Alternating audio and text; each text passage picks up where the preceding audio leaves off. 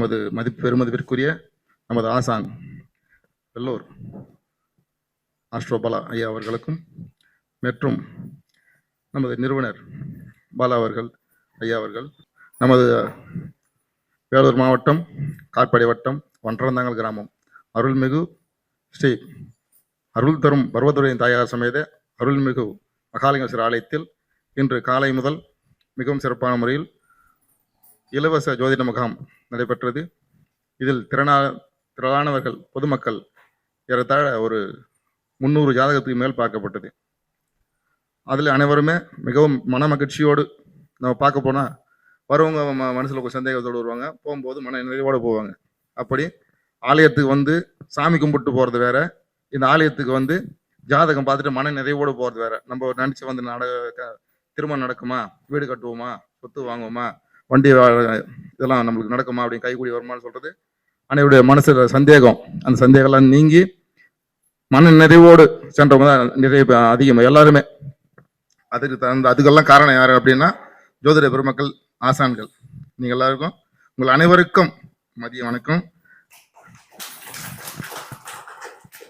அப்படி அனைவரும் சலிக்காமல் அவங்க எத்தனை கேள்வி கேட்டாலும் அதுக்கெல்லாம் உதாரணம் யாரை சொல்லணும்னா நம்ம ஐயாவை தான் சொல்லணும். 100 கேள்வி கேட்டாலும் ஐயா வந்து அப்படிங்களா சரிங்க, 100 பேர் 100 விதமாக ஜாதகம் பார்த்தாலும் ஐயா சொல்றதும் டக்குன்னு ஒரே வசூலில் முடிச்சுடுவாரு. அப்படிங்களா சரிங்க அப்படின்னு ஒரு எல்லாருக்குமே எடுத்துக்காட்டாக இருக்கக்கூடிய வந்து நம்ம ஆஸ்ட்ரோபாலா ஐயா அவர்கள். அப்படி இருக்கு இந்த மகாலிங்கேஸ்வரர் ஆலயத்தில் சிறப்பான முறையில் ஜோதிட முகாம் நடைபெற்றது. இப்பொழுது இந்த ஆலயம் எப்படின்னா தொண்டு தொட்டு ஒரு கண்ணன் ஐயா அவர்கள் எக்ஸர்வைஸ் மேனவர் ஒரு 17 வருஷம் மிலிட்டரியில் சேவை பண்ணிட்டு நாட்டுக்காக, ஒரு 13 வருஷம் சென்னையில் டிவிஎஸ்ல ஒர்க் பண்ணிட்டு இங்கே வந்தார். அவர் வந்து ஆன்மீகம்னா என்னன்னு தெரியாது. அந்த அம்மா கோயிலுக்கு கூட்டும் போங்கன்னா கூட நீ தானே சாமி கும்பிட வந்தா, நீ போய் கும்பிடு, நான் வெளியே இருக்கேன்னு சொல்லிட்டு வெளியே இருந்தாள். இப்போ சாமி கும்பிட இங்கே வந்துட்டாரு. அப்படி சின்னதா அந்த உள்ள இருக்க பகவான் வந்துட்டு சின்னதா மரத்தடியிலே காலங்காலமா அங்கேயே இருந்துட்டு இவரு மூலியமா மரத்தடியில இருந்து இங்க வந்து ஒரு சின்னதா குடியில் அமைக்க கூப்பிட்டாங்க. சின்னதா குடியில போய் பெருசா ஆலயமே அமைச்சிட்டோம். அப்படி இப்போ அவங்க தாத்தா பாட்டி காலத்துல இருந்து வழிபட்டு வந்த மரகதலிங்கேஸ்வரர் ஒரு பேர் வைக்கல. இப்போ இதுக்கப்புறம் தான் நாங்கள் கோயில் கட்ட பிறகுதான் மகாலிங்கேஸ்வரர்னு பேர் வச்சு வழிபட்டு வரோம். அப்படி இதெல்லாம் நம்ம தமிழ்நாட்டில் இல்லை, வெளிநாட்டிலேருந்து கூட வராங்க நம்ம சாமி பார்க்க. அப்படி பெருமதிப்பிற்குரிய நமது மகாலிங்கேஸ்வரர் ஆலயத்தில் இந்த ஒரு சிறப்பான நிகழ்ச்சி ஜோதிட முகாம் அப்படின்றது நம்ம எங்கேயும் இந்த காட்பாடி இல்லை, நம்ம காந்தி நகர் பண்ணியிருக்கோம். ஐயா காந்தி நகர் லேடிஸ் கிளப்ல அந்த லேடிஸ் கிளப்ல பண்ணோம், லத்தேரி பண்ணியிருக்கோம். இப்போ நம்ம ஒன்றதாங்க பஞ்சாயத்தில் நம்ம இப்போ தான் பண்ணியிருக்கோம் சிறப்பான முறையில். கண்ணமாலத்தில் பண்ணியிருக்கோம், நம்ம லேடிஸ் கிளப்ல பண்ணியிருக்கோம் சிறப்பான. பல இடத்துல பண்ணியிருக்கோம். நம்ம இடத்துல வந்து இங்கே ஒன்றதாங்கல்ல இப்போ சிறப்பான முறையில் நடந்துச்சு. எல்லாம் மண்ணேறியோடு போனாங்க. இது எல்லாத்துக்கும் காரணமானவர் எங்கள் ஆஸ்ட்ரோபாலா ஐயா அவர்கள். இந்த வாய்ப்புக்கு நன்றி கூடி விடைபெறுகிறேன். சிவாயன். அன்பிற்கினிய அனைவருக்கும் வணக்கம். உங்கள் ஆஸ்ட்ரோபாலா வேலூர். நம்ம பர்வதவர்தினி சமேத மரகதலிங்கேஸ்வரர். மரகதலிங்கேஸ்வரர்னா என்ன அப்படின்னா, நம்ம ஜோதிட ரீதியாக பார்க்கும்போது மரகதத்துக்கு யாரோட மெட்டல் அப்படின்னு பார்த்தீங்கன்னா புதனுடைய மெட்டல். பர்வதவர்தினா பர்வதன்னா சிவபெருமான், பர்வதவர்தினா அந்த சிவபெருமானை ஆட்சி செய்யக்கூடியவர் அப்படின்னு அர்த்தம். ஸோ அப்போ இந்த புதனுடைய காரக விஷயங்கள் கண்டிப்பாக இந்த இடத்துல நடக்கும் அப்படின்னு நம்ம சொல்றோம். புதன் வந்து என்ன, வித்யாகாரகன். அப்போ வித்தைக்கு அதிபதி புதன். அந்த மரகதலிங்கம்னா புதனுடைய கண்டிப்பாக ஐக்கியம். அப்போ நம்ம ஜோதிடம் என்பதும் ஒரு வித்தை தான். அப்போ இந்த புதன் ஜோதிட கலையே புதனுடைய கலை தான். ஸோ அந்த புதனுடைய கலைக்குரிய இடத்துல வந்து புதன் வித்யா நம்ம எல்லாருக்கும் கொடுத்தது கண்டிப்பாக ஒரு பெரிய மகிழ்ச்சி. அடுத்து ஐயா அவர்கள் நமக்கு இந்த ஸ்தலத்தை கொடுத்தது இன்னும் பெரும் மகிழ்ச்சி. ஏன்னு கேட்டால் ஒரு நல்ல ஸ்தலத்தில் நம்ம சொல்லும்போது கண்டிப்பாக நமக்கும் ஒரு பெரிய ஒரு எக்ஸ்பீரியன்ஸு. எங்களுக்கும் வந்து மக்கள் வந்து இது மாதிரி மகிழ்ந்து போறாங்கன்னா ரைட், ஓகே, நம்ம சொல்றது ஓரளவு கரெக்ட் தான் அப்படின்னு நாங்களும் ஒரு காலரை தூக்கி விட்டுக்கிறதுக்கு இதுக்கும் ஒரு பெரிய மகிழ்ச்சி. ஸோ இப்பேற்பட்ட மகிழ்ச்சிக்கு காரணகர்த்தாக விளங்கிய கோவில் நிர்வாகி ஐயா திரு கண்ணன் சார், சிவாச்சாரியார்னே சொல்லலாம், சிவபக்தர்னே சொல்லலாம். ஏன்னா சிவன் வந்து எங்க இருந்தாலும் இருக்கும், உள்ளோ இல்லாம இருக்கு. இதை பத்தி மறுபடியும் அடுத்து சொல்றேன். நான் ஸோ அவர்களுக்கு என்னுடைய சிறந்தார்ந்த நன்றியினை தெரிவித்துக் கொள்கிறோம். நன்றி. அடுத்து இதுக்கெல்லாம் ஏற்பாடு பண்ணி கிரியாவுக்கியாக இருந்த நம்மளுடைய தனபால் அவர்களுக்கு அடுத்த ஒரு சிறந்த நன்றியை தெரிவித்துக் கொள்கிறோம். தனபால் அவர்களுடைய சீரிய முயற்சினாலதான் நம்ம இந்த இடத்துல வந்து இருக்கிறோம். கடந்த மாதம் மீட்டிங் அங்க சென்னை வேலூர்ல நடக்கும் போதே அப்பே சொன்னாரு, நீங்க வந்திருந்தாங்க, வாங்க சார்னு. சரி, நானும் இந்த லிங்கத்தையும் பார்த்ததே இல்லை, வரோம்னு நினைச்சிட்டு இருந்தோம். ஸோ அதே மாதிரி ஏற்பாடு பண்ணி உடனடியாக கொண்டு வந்தது. ஸோ மரகத லிங்கேஸ்வரனுடைய அருளால் ஐயா அவர்கள் தனபால் வந்து நம்மளுக்கு காமிச்சாரு. ஸோ அவருக்கு என்னுடைய நன்றியை தெரிவித்துக் கொள்கிறோம் இந்த டைம்ல. அடுத்து இந்த வேலூர் ஜோதிட ஆராய்ச்சியாளர்கள் சங்கம் சார்பாக இருக்கக்கூடிய ஜோதிடர்கள் வந்து நிறைய பேர் வந்து இதுக்கு உறுதுணையாக இருந்து பார்த்தாங்க. இன்னும் சொல்ல போனா எங்க வேலூர் ஜோதிடர்களுக்கு வந்து ஸ்பெஷல் தேங்க்ஸ் எப்பவுமே உண்டு, இல்லைன்னு சொல்ல முடியாது. பட் அதை விட வந்து வெளியூரிலிருந்து தஞ்சாவூர்ல இருந்து ஐயா திரு வேலாயுதம் சார் வந்திருக்காரு. திண்டுக்கல்ல இருந்து சடையப்பா வந்திருக்கிறாரு. அடுத்து சென்னையிலிருந்து அவர் செல்வம் வந்திருக்காரு. சென்னையில இருந்து லட்சுமி நாராயணன் வந்திருக்காரு. அடுத்து பொள்ளாச்சியில இருந்து அவர் ஸ்ரீராம் சுவாமிகள் சர்மா கிளம்பிட்டாருன்னு நினைக்கிறேன். ஸ்ரீராம் அவர்கள் வந்திருக்காரு. ஸோ அவர் கல்பாக்கத்திலிருந்து அவர் ஆட்சிலிங்கம் வந்திருக்காரு. ஸோ ஆம்பூர்ல இருந்து ஒரு அசோகன் வந்திருக்காரு. ஸோ இப்படி இவ்வளவு பெரிய, அதாவது நாங்கள் வேலூர்காரங்க, நாங்கள் எக்ஸப்ஷன் ஒரு பக்கம் இருந்தாலும் இவ்வளவு பேரை ஒன்றிணைத்து இந்த பெருமை யாருக்குன்னா என்னை விட எங்களுடைய சங்கத்தினுடைய செயலாளர் திரு சிவலிங்கத்துக்கு தான்.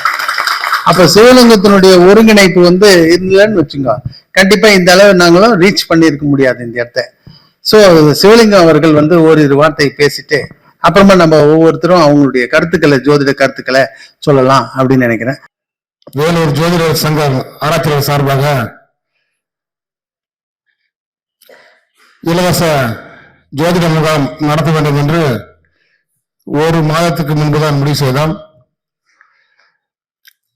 நம்ம வேலூர் ஜோதிட அரசாங்க சார்பாக நீண்ட இடைவெளிக்கு பிறகு இப்படி ஒரு சிறப்பான ஒரு நிகழ்ச்சி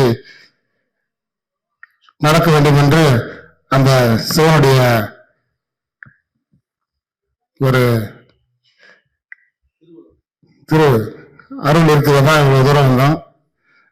இது பாத்தீங்கன்னா சிவனை வந்து நினைக்கணும்னாலே வந்து அதுக்கு உள்ளுக்குள்ள வந்து ஒரு இறைத்தன்மை வந்து மனசுக்குள்ள வந்து ஆன்மா ஓட நினைக்கிறதா வந்து சிவனை வந்து நம்ம நினைக்க முடியும்.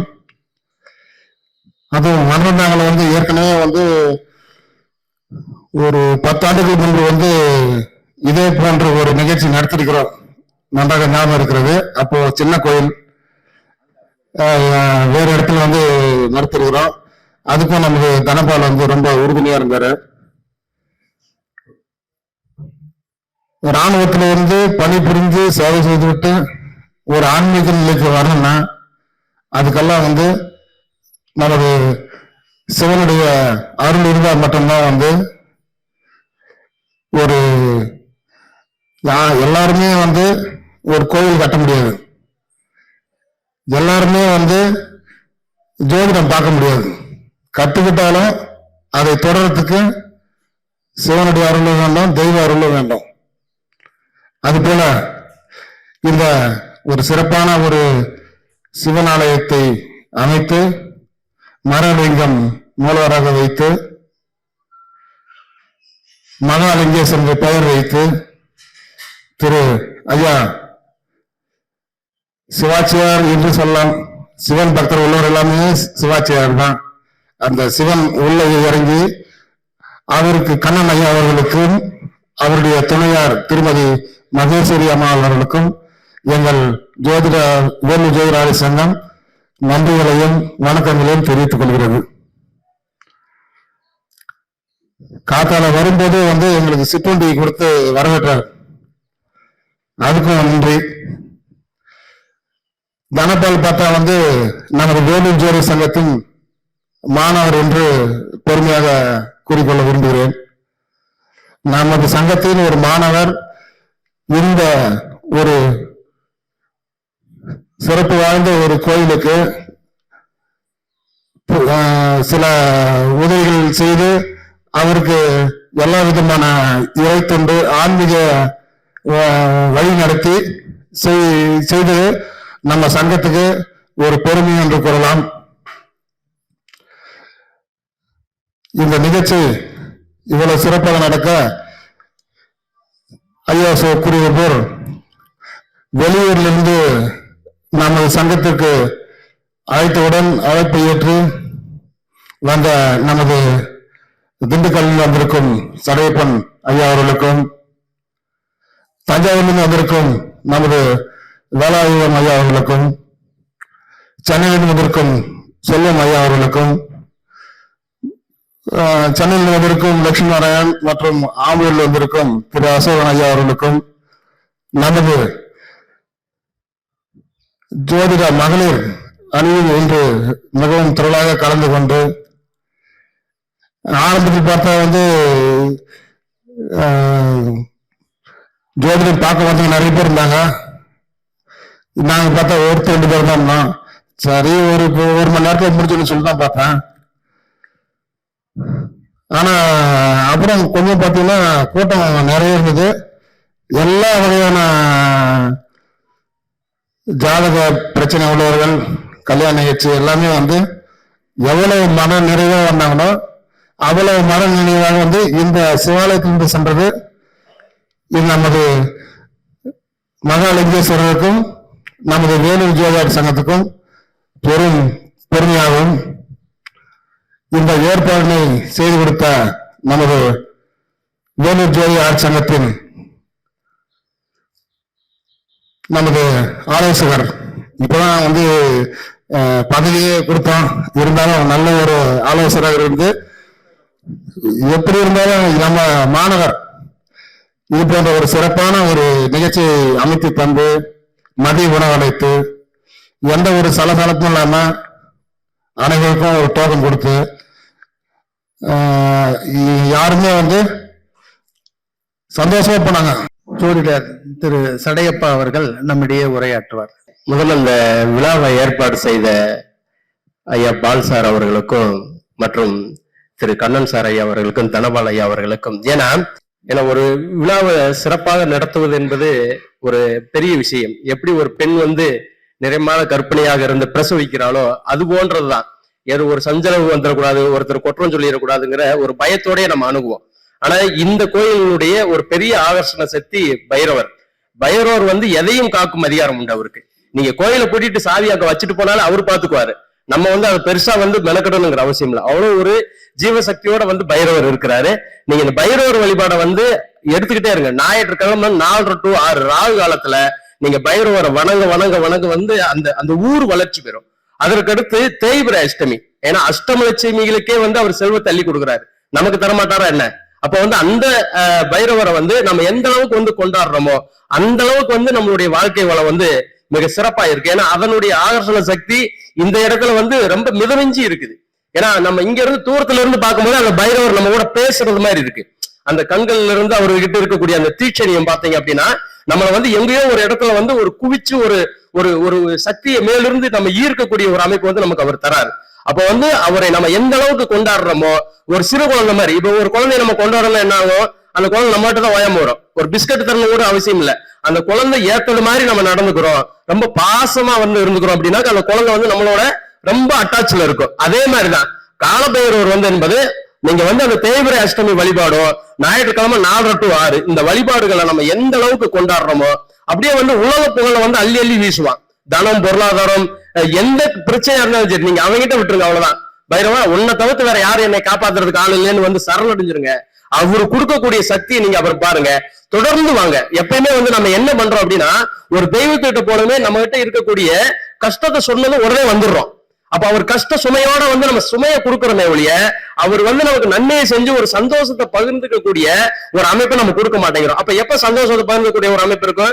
தொடர்ந்து வரும்போது ஒரு 9 வாரம், ஒரு 18 வாரம், ஒரு 27 வாரம், இப்படி நம்ம வரும்போது நம்ம கிட்ட இருக்கக்கூடிய அந்த மாற்றங்களை அந்த தெய்வம் கவனிக்க நம்ம ஒரு நல்ல ஒரு பாசிட்டிவ் எனர்ஜியோட நம்ம வெளியே வரோம். அப்படின்னா அந்த பாசிட்டிவ் எனர்ஜி தான் தெய்வத்திட்ட இருந்து அப்படியே எல்லாத்துக்கும் பிரதிபலிக்கும். அப்ப அந்த பிரதிபலிக்கக்கூடிய ஒரு ஆற்றல் இந்த தெய்வத்திட்ட மிக மிக நிறைய இருக்கு. அப்படிங்கறதுனால காலபைரவர் ரொம்ப கெட்டியா பிடிச்சுக்கோங்க. உடனே சரணாகதி அடைஞ்சிருங்க. அவ்வளவுதான். நீ உன்னை விட்ட எனக்கு வேற யாரும் இல்லைன்னு சொல்லிருங்க. அவர் வந்து சகல விஷயத்தையும் வந்து உங்களுக்கு தீர்க்கக்கூடிய இருக்கும். தீராத நோயா இருக்கட்டும், அல்லது வந்து ஒரு பண பிரச்சனை இருக்குது, வீடு கட்ட முடியல, கல்யாணம் நடக்கல, எல்லாத்தையும் எடுத்துக்கங்க. ஏன்னா காலத்தை நிர்ணயிக்கக்கூடிய ஒரு அதிகாரம் காலபைரவருக்கு மட்டும்தான் இருக்கு. வேற யாருக்கும் வந்து காலத்தை நிர்ணயிக்க முடியாது. ஏன்னா சனி பகவானுக்கே குருன்னு சொல்றான். நம்ம என்ன சொல்றோம், கர்மத்தை செயலுக்குட்படுத்தக்கூடிய கிரகங்கள்ல சனி தான் முதன்மையானவங்கிறோம். கர்மக்காரகன் அதனாலதான் சனியை சொன்னோம். அப்ப சனிக்கே இவர் குரு யாரு, காலபைரவர். அப்ப வந்து ஒரு சனிக்கான பிரச்சனையை கூட நீங்க காலபைரவர்கிட்ட சொன்னீங்கன்னா, நான் நம்ம வீட்டுல தாயார்ட்ட சொன்னா கூட கேட்க மாட்டான். ஆனா குரு சொன்னா கேட்போமா இல்லையா? இப்ப வந்து பால் சார் இருக்காரு அப்படின்னாக்க யாரு சொன்னாலும் வந்து கேட்க மாட்டாங்க இந்த மாணவர்கள். ஆனா பால் சார் இப்படி பார்த்தாருன்னா போதும், ஓ ஏதோ நம்மகிட்ட உணர்த்துறாரு, என்ன வேணும் சார் அப்படி வந்து கேட்டு டீ எடுத்துட்டு வாப்பா அப்படின்னா எடுத்துட்டு வரும். அப்ப என்னன்னா அந்த குருவுக்கான மதிப்பு அதே தன்மையில தான் சனி பகவான் செயல்படுவார். அவர் வந்து இந்த குரு காலபைரவர் வந்து சனிக்கு வந்து ஒரு கட்டளை இட்டுட்டார் அப்படின்னா அந்த கட்டளையை வந்து அவர் எக்காரணம் கொண்டு வீரவே மாட்டார். அப்ப வந்து நமக்கு கொடுக்கக்கூடிய இன்னல்களா இருந்தாலும் சரி, சந்தோஷமா இருந்தாலும் சரி, புகழா இருந்தாலும் சரி, நம்ம அந்த காலபைரவரோட சேர்த்து நம்ம வந்து அணுகும் போது நமக்கு வந்து ஒரு பெரிய பவர்ஃபுல் கிடைக்குது. நமக்கு வந்து ஒரு எனர்ஜி கிடைக்குது. அந்த எனர்ஜி நம்ம வந்து அதை கொண்டாட நம்ம வளர நம்ம வளர்றத பார்த்து அந்த கோயிலினுடைய வளர்ச்சியும் அந்த கோயிலினுடைய அந்த வைப்ரேட் நம்ம சொல்லுவோம் இல்லையா, ஊருக்கு வந்து ஒரு பெருமை சேர்த்துரும். நம்ம ஒரு கோயில் நிர்வாகம் பண்ணுவது, ஒரு கோயிலை வந்து கொண்டாடுவது எதற்காக, அந்த ஊர் நல்லா இருக்கணும், காலத்துக்கு ஒரு மழை பெய்யணும், கஷ்டமா இருக்கக்கூடிய ஏழைகள் எல்லாம் ஒரு முன்னேற்றத்துக்கு வரணும் அப்படிங்கிற ஒரு பொது நலம் தான். அப்ப அந்த பொது நலத்தோட நம்ம தொடங்கின ஒரு விஷயத்த பொது நலத்தோட கொண்டு போகணும் அப்படின்னா அதுக்கு முழுக்க காலபைரவருடைய அருள் ரொம்ப முக்கியம் என்பதை நீங்க வந்து தெரிஞ்சு கொள்ளணும். அதற்கடுத்து இன்னைக்கு நம்ம வந்து பார்த்த ஜாதகங்கள்ல எல்லாருமே வந்து இவ்வளவு ஆர்வமா இருப்பாங்கன்னு நான் எதிர்பார்த்தலாம் வரல. ஒரு சேவைன்னு சொல்றாங்க அப்படி சொல்லி உடனடியா ஒரு முடிவு பண்ணி தான் நம்ம வந்தோம். ஆனா அந்த மக்கள் கொடுத்த ஆதரவு பாக்குறப்ப வந்து இவ்வளவு மக்கள் வந்து ஒரு ஜோதிடத்துக்கு முக்கியத்துவம் கொடுக்குறாங்களா? ஏன்னா ஜோதிடம் இன்னைக்கு மாறுபட்ட முறையில் வளர்ச்சி ஆயிட்டு இருக்கு, அது வேற விஷயம். ஆனா ஜோதிடத்தை வந்து ஒரு இலவசம்னு ஒரு முகாம்னு அறிவிச்சிருக்கிறாங்க. இங்க என்ன சொல்லுவாங்களோ எப்படி சொல்லுவாங்களோ தெரியாம அவங்க சரியா வந்து அதை சரியான முறையில வந்து அணுகுனாங்க பாருங்க. அதை வந்து முதல் விழா நடத்தியவர்களுக்கு தான் வெற்றி. ஏன்னா இந்த இடத்துல வந்து மக்கள் இருக்கிறாங்க, இவர்கிட்ட வந்து சில அறியாமை இருக்குது, இது இவர்கிட்ட வந்து கொண்டு போகணும் அப்படின்னு முதல்ல நினைச்சாங்க இல்லையா? அதனால அவர்களுக்கு வந்து ஒரு பெரிய கைதட்டல் நம்ம கொடுத்துதான் ஆகணும். ஏன்னா அந்த விஷயத்தை வந்து சரியான முறையில அணுகுனாங்க பாருங்க. ஏன்னா இது வந்து இப்ப நடத்தாம போல நம்ம என்ன செய்ய போறோம், யாரும் ஒண்ணும் பண்ண போறது இல்ல. அப்ப எங்களுக்கெல்லாம் ஒரு ஈர்ப்பை எங்க கொடுக்குது அப்படின்னா ஒரு இலவச முகாம் அப்படிங்கிறாங்க. அப்ப முகாம்னா பலதரப்பட்ட பிரச்சனைகளை வந்து நம்ம ஒரே நாள்ல வந்து கவனிக்கக்கூடிய வாய்ப்பு கிடைக்குது. அப்ப அந்த வாய்ப்பு ஏன் மிஸ் பண்ணணும் அப்படின்னா நாம ஓடி வரோம். அவ்வளவு தூரத்துல இருந்து ஏன் ஓடி வரோம்னா இது ஒரு வாய்ப்பு. ஒரே நம்ம வந்து இன்னைக்கு பார்த்தோம்னா ஒரு 4 ஜாதகம் பார்க்கறோம், 5 ஜாதகம் பார்க்கணும்னா ஒரு குறிப்பிட்ட லெவலுக்குள்ளதான் இருக்கும். ஒரு 10-20 நம்ம வந்து பார்க்கும்போது மக்களுக்கு என்னெல்லாம் பிரச்சனையா இருக்குங்கிறத நம்ம வந்து முதல் மைண்ட்ல வந்துடும். இப்ப நாம பார்த்த ஜாதகங்களை பாக்குறப்ப அதிகபட்சம் வந்து திருமணம் வேலை தான் பிரச்சனையா இருக்குது. அப்ப வந்து ஒரு திருமணமும் வேலையும் இவ்வளவு பிரச்சனையை கொடுக்குது. ஏன்னா ஒருவனுடைய வாழ்க்கைக்கு வந்து தொழில் முக்கியம், அந்த தொழில் இருந்தாதான் அந்த குடும்பம் நடத்த முடியும். அப்ப குடும்பம் முக்கியம். இது ரெண்டையும் தாண்டி தான் மற்ற விஷயங்கள் போறான். அப்ப இந்த 2 விஷயத்தை வந்து நம்ம சரியான முறையில பயன்படுத்தணும் அப்படின்னாக்க இந்த காலபைரவரை கெட்டியா பிடிச்சுக்கணும் என்று கூறி உங்களிடமிருந்து விடைபெறுகிறேன். நன்றி, வணக்கம். சென்னையிலிருந்து நவகிரக மித்திரன் திரு செல்வம் அவர்கள் நம்முடைய உரையாற்றுவார்கள். எனது மதிய வணக்கத்தை தெரிவித்துக் கொள்கிறேன். இன்னைக்கு நாம இந்த இலவச ஜோதிட முகாம் வச்சது எல்லாம் வந்து தர்மம் புண்ணியம் அப்படின்னு பேசிக்கிறோம். இது உண்மையாவே நமக்கு கொடுத்தது யாருன்னா இன்னைக்கு நம்ம கிட்ட ஜாதகம் பார்க்க வந்தாங்க இல்லையா, அவங்கதான். அவங்க வரலன்னா இந்த நோக்கம் வந்து முழுமையடைஞ்சிருக்காது. இப்போ அவங்களுக்கு முதல்ல நாம வந்து எல்லாரும் ஒரு நன்றியை தெரிவிச்சுப்போம். அடுத்து வந்து சடிஜி சொன்னாரு, அதே மாதிரி அந்த இவரை வச்சு நானுமே காலபைரவரை வச்சு ஒரு செயல் ஒரு இன்சிடென்ட் உங்களுக்கு சொல்றேன். இப்போ சடிஜி சொன்ன மாதிரி சனி தேவனுக்கு வந்து காலபைரவர் தான் குருநாதர், எல்லாருக்கும் தெரிஞ்ச விஷயம் தான். ஒரு தருணத்துல வந்து அவருடைய இடத்துல இருந்து அவரு கல்வி பயின்றுட்டு இருக்கிறாரு. அப்போ வந்து இந்த ஜோதிடம் சாஸ்திரம் இதெல்லாமே அவங்க பேசிட்டு இருக்கும்போது சனி வந்து சொல்றாரு, இந்த மாதிரி உங்களுக்கு அடுத்து வந்து 7 சனி வரப்போகுது, அந்த காலகட்டங்கள்ல நான் எப்படி இருந்தாலும் நீங்க எனக்கு குருநாதராகவே இருந்தா கூட உங்களை நான் பிடிச்சுதான் ஆகணும், வேற வழி கிடையாது அப்படின்னு சொல்றாரு. இவர் உடனே சொல்றாரு, நீ எப்படி என்ன பிடிப்ப, நான் வந்து உனக்கே குருநாதர் இல்லையா, நான் விட மாட்டேன் அப்படின்றாரு. இல்ல, நீங்க வந்து உங்க கர்ம வினைப்படி நீங்க அதுக்கு மாட்டணுங்கிற விதி இருக்கு, அது நம்ம பார்ப்போம். அது எவ்வளவு நேரங்கிறத உங்களுக்கு நான் ஒரு கன்செஷன் தரேன். 7.5 வருஷத்தை 7.5 நாழிகையே உங்களுக்கு நான் குறைச்சு தரேன், இதை வேணா நீங்க எடுத்துங்க அப்படின்ற மாதிரி அவர் சொல்றாரு. சரி பாப்போம் அப்படின்னு சொல்லிட்டு இருக்காரு. அப்படியே காலங்கள் அப்படியே கடந்துட்டு இருக்கு. திடீர்னு பார்த்தா அந்த மன்னன் வந்து இவர காலபைரவர் இருக்கார் இல்லையா, அவர் மேல வந்து ஒரு திருட்டு பழிய போட்டு உள்ள ஜெயில தூக்கி வச்சிடுறாங்க. அப்ப பாத்தீங்கன்னா அவரு வந்து திட்டிட்டு இருக்காரு சனிய, நீ சொன்ன மாதிரியே என்ன மாட்டி விட்டியாடா அப்படின்னு சொல்லிட்டு. ஆனா இவர் தவறு பண்ணல, ஆனாலும் பண்றாரு. ஏன்னா ஒரு முன்னாடி செஞ்ச ஒரு கர்ம பயனை வந்து அது மாதிரி அவர் அனுபவிக்கணும்னு விதி இருந்திருக்கு. அப்போ தனது குருநாதராகவே இருந்தாலும் சரி, அந்த ஈசனாகவே இருந்தாலும் சரி, அவங்க கர்ம பலனை கொடுக்கறத சனி வந்து மாத்திக்கவே மாட்டார். சோ அது மாதிரி இது தெய்வங்களுக்கே இந்த நிலைமைன்னா சாதாரண மனிதர்கள் வந்து நம்ம இதை நல்லா புரிஞ்சுக்கணும். இப்ப இந்த கிராமத்துல பாத்தீங்கன்னா என்ன பெருசா நடக்கும்னா, இந்த புரணி பேசுறதுதான். ஒருத்தர் பத்தி அங்க இங்க இப்படி மாத்தி மாத்தி பேசுறது, இந்த மாதிரி எல்லாம் நிறைய நடக்கிறது உண்டு. எல்லாமே நினைச்சிட்டு நம்ம பேசுறோம் தானே அப்படின்னு, பேசுறதுனால என்ன நடந்துட போகுது அப்படின்னு நினைக்கிறோம். எல்லாமே ஒரு கர்ம பதிவு தான். நாம செய்யற செயல் கர்மா, அதனுடைய ரிசல்ட் தான் பாத்தீங்கன்னா விதி. அந்த விதியை வந்து நம்ம கர்மா நம்ம தான் எழுதுறோம். நம்ம என்ன அனுபவிக்க போறோங்கிற விதியை நாம தான் எழுதுறோம். அப்ப நாம அதுக்கு தகுந்த மாதிரி இருக்கணும். இந்த வார்த்தை வந்து சாதாரணமா நினைக்காதீங்க. ஒருத்தருக்கு வந்து வாக்கு வந்து ரொம்ப ரொம்ப பெரிய ஒரு ஆயுதம். ஒருத்தனை கத்தியால குத்தி கொல்றதை விட ஒரு வார்த்தை வந்து அவங்களை ரொம்ப பாதிக்கும். சொல்றவங்களையும் பாதிக்கும், அது யாருக்கிட்ட சொல்லப்படுதோ அவங்களையும் அது பாதிக்கும். அதனால வந்து நம்ம இந்த வார்த்தைகளை பார்த்து இது பண்ணும். பொது மேக்சிமம் வந்து அடுத்தவங்களை வந்து நம்ம தவறு சொல்லாமலும் பேசாமலும் இப்படி இருந்து ஓரளவுக்கு நம்ம நேர்மையா வாழ்ந்தோம்னாக்கா நாம வந்து இந்த கிரகங்களுடைய பாதிப்புல இருந்து வெகுவாக தப்பிச்சுக்கலாம்.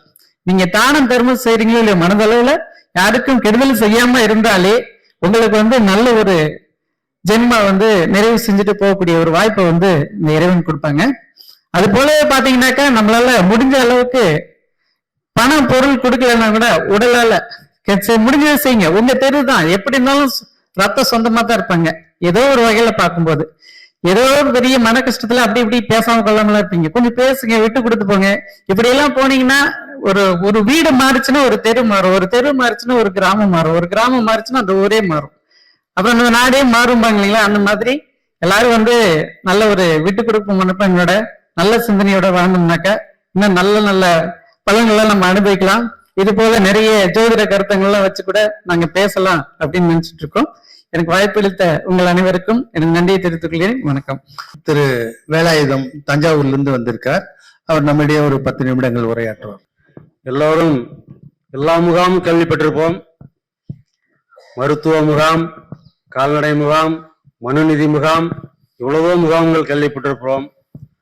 இந்த ஜோதிட முகாம் எவ்வளவு சிறப்பு வாய்ந்ததாக இருந்து இன்றைக்கு தான் நான் பார்த்துருக்கேன். முகாம் ஏதோ நடத்தி ஐயா நடத்தினதா சொன்னாங்க, நான் இது வரைக்கும் பார்த்ததில்லை. இந்த முகாம் மிகவும் மனநிறைவை தந்தது. ஒவ்வொருத்தரும் ஒவ்வொரு கோரிக்கையோடு தான், இந்த ஜாதகம் எப்படி இருக்கும், என் பிள்ளை எப்படி இருப்பான், என் மருமக எப்படி இருக்கும், என் பேர பிள்ளைங்க எப்படி இருக்கும், அப்படிதான் ஜாதகம் கொண்டு வந்தாங்க. அவரவர்கள் ஜாதகத்தின் அடிப்படையில் என்ன பலனும் அதை சாதகமாக என்னால் முடிந்ததை ஐயாவுடைய ஆசாவுடைய பாதம் வழங்கி நான் அவர்களுக்கு பலனை சொல்லி இருக்கின்றேன். இருந்தாலும் இந்த சிவாலயத்தில் மிக அருமையான சூப்பரான ஒரு பிருந்தாவனம் மாதிரி இருக்கு. இந்த இடத்துல நமக்கு ஒரு வாய்ப்பு கிடைச்சிருக்குனாக்க மிக அருமையா. நான் கூட 10 பேர் 20 பேர் தான் வருவாங்க, என்ன முகாம் அப்படின்னு நினைச்சேன் நான். ஆனா 300 பேர் வந்திருக்காங்கிறப்ப இந்த இதை வந்து ஏற்பாடு செய்த அருமை நண்பர் தனபால் அவர்கள் மிக சிறப்பா செஞ்சிருக்காரு. அவருக்கு தான் முதல்ல பாராட்டு தெரிவிக்கணும். இது மாதிரி நிறைய முகாம்கள் நடத்தி நிறைய பேர் இன்னும் ஜோதிடத்தை ஒரு மக்களுக்கு ஆர்வத்தை ஏற்படுத்தணுங்கிறதுக்காக ஐயா அவர்கள் அரும்பாடுபட்டு கொண்டிருக்கின்றார்கள். அதற்கு உறுதுணையாக என்னால் நானும் ஒவ்வொரு முகாமுக்கும் நானும் வருவேன் என்று கூறி எனக்கு வாய்ப்பளித்த ஐயா அவர்களுக்கு நன்றி கூறி விடைபெறுகிறேன். நன்றி, வணக்கம். கல்பாக்கத்திலிருந்து திரு ஆட்சிலிங்கம் வந்திருக்கிறாரு. அவர் ஓரிரு வார்த்தைகள் பேசுவார். 17 வயதிலேயே இந்த ஜோதிட கலையை நான் கற்றுக்கொள்வதற்கு என் தந்தையார் உறுதுணையாக இருந்தார். அப்பா, இனி வரும் காலத்திலே இதையெல்லாம் முக்கியமா, எனக்கு என்று ஒரு தொழில் இருந்தால் நல்லது, இருந்தாலும் பரவாயில்லை, இதை நீ கற்றுக்கொள், மறுபடியும் எங்கேயாகிலும் சென்று விடு, போ இஷ்டப்படி போ அப்படின்னார். சரி, அதையெல்லாம் முடித்து விட்டு அதற்கு மேல் சிறு வயதிலே நான் வேலைக்கு சென்றேன். அங்கு சில காலங்கள் இருந்து அதற்கு மேற்பட்டு இந்த தொழிலை வேலைக்கு போறது வரத்து ஏதோ வேணும்னு வரவங்களுக்கு பார்க்கறது அப்படி பண்ணிட்டேன். இதை ஆர்வமாகவும் இதை சிந்தனையாகவும் இதுக்கு உறுதுணையாக எனக்கு வழிகாட்டியாக இருந்த ஐயா பாலையா அவர்கள் அவருடைய கருணையினால், அவருடைய உழைப்பினால், அவருடைய அந்த வாக்கினுடைய அருளினால் இது சேரும் சிறப்போடு செய்து வருகின்றேன். இருந்தாலும் மக்கள் நம் இருக்கக்கூடிய சமுதாயங்கள் இதோடு முடிந்து போவதில்லை. இந்த ஜோதிடம் என்பது இன்றைக்கோ நேற்றோ நாளைக்கோ முன்காலத்திலே உற்பத்தி ஆனது அல்ல. குறைந்தது 25 தலைமுறையாக இது உருவெடுக்கப்பட்டது. வள்ளுவர் காலத்திற்கு முன்னே இதுக்கு தீர்மானம் ஏற்பட்டது. ஆகாய கணிதர் வள்ளுவர் 25, இன்னைக்கு 5154 யுகம் பிறந்து, கலியுகம் பிறந்து. ஆனா 2000 சில்லற வருஷம், 2054 வள்ளுவர் ஆண்டு அதற்கு முன்னே கற்றது. புரியுதுங்களா? இதுக்கு நேத்துக்கு இன்னைக்கு இல்லை. தமிழ்நாடு என்று சொல்றதுக்கு அதிகாரம் என்ன இருக்கிறது? நான் தமிழன், நான் தமிழ்நாடு இது என்று சொல்றதுக்கு பொருள் என்ன இருக்குது? ராஜராஜ காலத்திலே மண்டபம் கட்டினான், கோயில் கட்டினான், இதுதானே பொருள். இதற்கு முன்னே கட்டப்பட்டது திருவள்ளுவர் எழுதிய குறள் தான் நாட்டுக்கு உன்னுடைய அதிகாரம், நாட்டுக்கு பொருள், தமிழகத்துக்கு உற்சாகம், அதனுடைய ஆதாரம், பாண்டு பத்திரம் அனைத்தும் அதுதான். இன்னைக்கு 144 மொழியிலே வெளிநாட்டுல பெயர் பெற்று வச்சுக்கிறான். அமெரிக்காவில 2வது மொழியா வச்சுக்கிறான் திருக்குறளை. நம்ம மக்கள், நம்முடைய பிள்ளைகள், நம்முடைய சங்கதிகள் அனைத்தும் திருக்குறளை மட்டும் அவன் படிச்சு மட்டும் 1330 குறளா ஓரளவுக்கு அவன் படிச்சுட்டான்னா அவனை வெளில எந்த நாட்டாலையும் முடியாது. உலகத்திலே சிறந்த நாடு தமிழ்நாடு. புரியுதுங்களா? அனைத்து மொழியிலும் அனைத்து தொழிலும் நம்மளாண்டு கத்துக்கணும் போய் தான் எல்லா இடத்துலையும் சிலை செய்யறான், எல்லாம் பண்றோம். புரியுதுங்களா? நமக்கு தெரியாத ஒண்ணுமே கிடையாது. அறம் பொருள் இன்பம் 3 எழுத்துல முடிச்சுட்டார். புரியுதுங்களா? அதனால எல்லாருக்கும் நம்முடைய சங்கதிகளுக்கு, நம்ம குழந்தைங்களுக்கு எல்லாம் படிக்க கற்றுக் கொடுங்க, இதெல்லாம் சொல்லி கொடுங்க. புரியுது? ஆங்கிலம் எவ்வளவு வேணும்னாலும் படிக்கணும். இருந்தாலும் தமிழ் வார்த்தைகள், தமிழ் சொல்லுகள் கொஞ்சம் அதுக்கு தெரிஞ்சுக்கினா எதிர்காலத்துக்கு லைஃபுக்கு ரொம்ப நல்லா இருக்கும். அது ரொம்ப முக்கியமானது. இருந்தாலும் உங்களுக்கு நிறைய நேரம் எனக்கு வாய்ப்பு கொடுத்த ஐயா அவர்களுக்கும், சபையோர்களுக்கும், தாய் தந்தைமார்களுக்கும், உங்கள் அனைவருக்கும் எனது மனம் தாழ்ந்த வணக்கம். அடுத்து திரு சதீஷ் அவர்கள். என்னோட இங்க இருக்கிறவங்களுக்கு நல்லாவே புரியும், தெரியும். ஓகேங்களா? சோ எல்லாம் வல்ல இறைவனின் துணை கொண்டு ஆண்டவனே உத்தரவு கொடுத்துட்டாரு. ஓகேங்களா? சோ என்ன ஒரு சிறிய உரைய தோக்கலான்னு இருக்கிறேன். சோ இந்த ஞாயிற்றுக்கிழமை அனைவருக்கும் ஒரு நல்ல உகந்த நாளா ஓகே இருக்கும்னு நான் நம்புறேன். சோ யாராவது ஒருத்தர் சொல்லுங்க, இன்னைக்கு எப்போ ராகு காலம்ட்டு? சொல்லுங்க ஐயா. 4 ஸ்டார்ட் ஆயிடுச்சுங்களா? ஓகே. சோ 4 இது எல்லாருக்கும் தெரிஞ்சதுதான். ஆனா நான் சொல்றேன், இன்னைக்கு 5:05 இருந்து 6:35 வரைக்கும்ன்றேன். ஏத்துக்கிறீங்களா?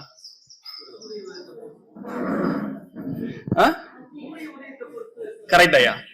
சோ நாம பொதுவா 4:06 ராகு காலம் ஞாயிற்றுக்கிழமை, அதே மாதிரி 7:09 ராகு காலம் திங்கக்கிழமை நடக்கும். ஆனா பொதுவா ராகு காலம், யமகண்டம், குளிகை இதை பத்தி தான் சொல்லலாம், சின்ன குறிப்பு சொல்லலாம் தான் வந்திருக்கேன். ஓகேங்களா? சோ இப்போ பொதுவா இந்த ராகு காலம், யமகண்டம் எல்லாம் என்ன அப்படின்னு பாத்தீங்கன்னா விஷக்காலம். சரிங்களா? ஒரு விஷக்காலம். அதாவது இந்த நட்சத்திர தியாஜியம், ஓகேங்களா, வார தியாஜியம், அப்படி அது தியாஜியம்னா விஷக்காலம். ஓகேங்களா? சோ அந்த வகையில பார்க்கும்போது இது நாள் தியாஜியம். ஒரு நாள்ல எந்த குறிப்பிட்ட காலம், குறிப்பிட்ட நேரம் விஷக்காலமா இருக்கும் அப்படின்றது. சோ ஒவ்வொரு விஷக்காலம் இப்ப பொதுவா நம்ம சூரிய உதயத்தை நம்ம 6 மணின்னு பொதுவா எடுத்துக்கிறோம்.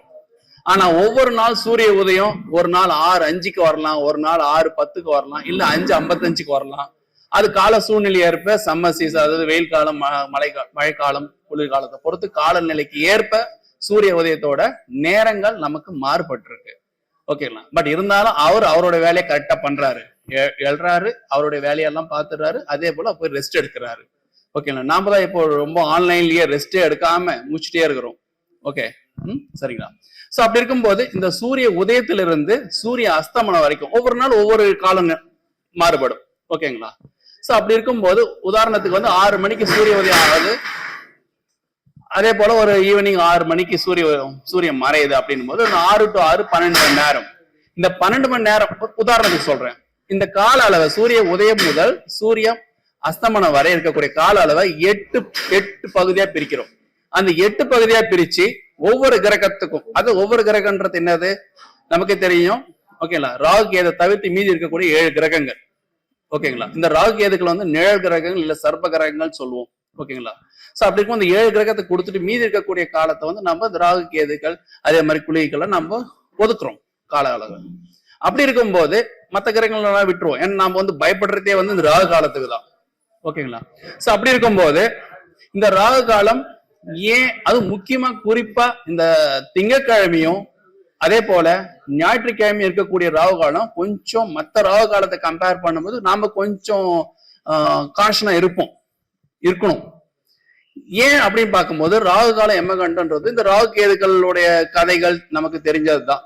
ஓகேங்களா? சோ அந்த பார்க்கடலை கடையும் போது தேவர்கள் அசுரர்கள் மாத்தி இது பண்ணுவாங்க, அதுல ராகு கேதுக்கள் வருவாங்க, இதெல்லாம் ஒரு கதை இருக்கு. ஓகேங்களா?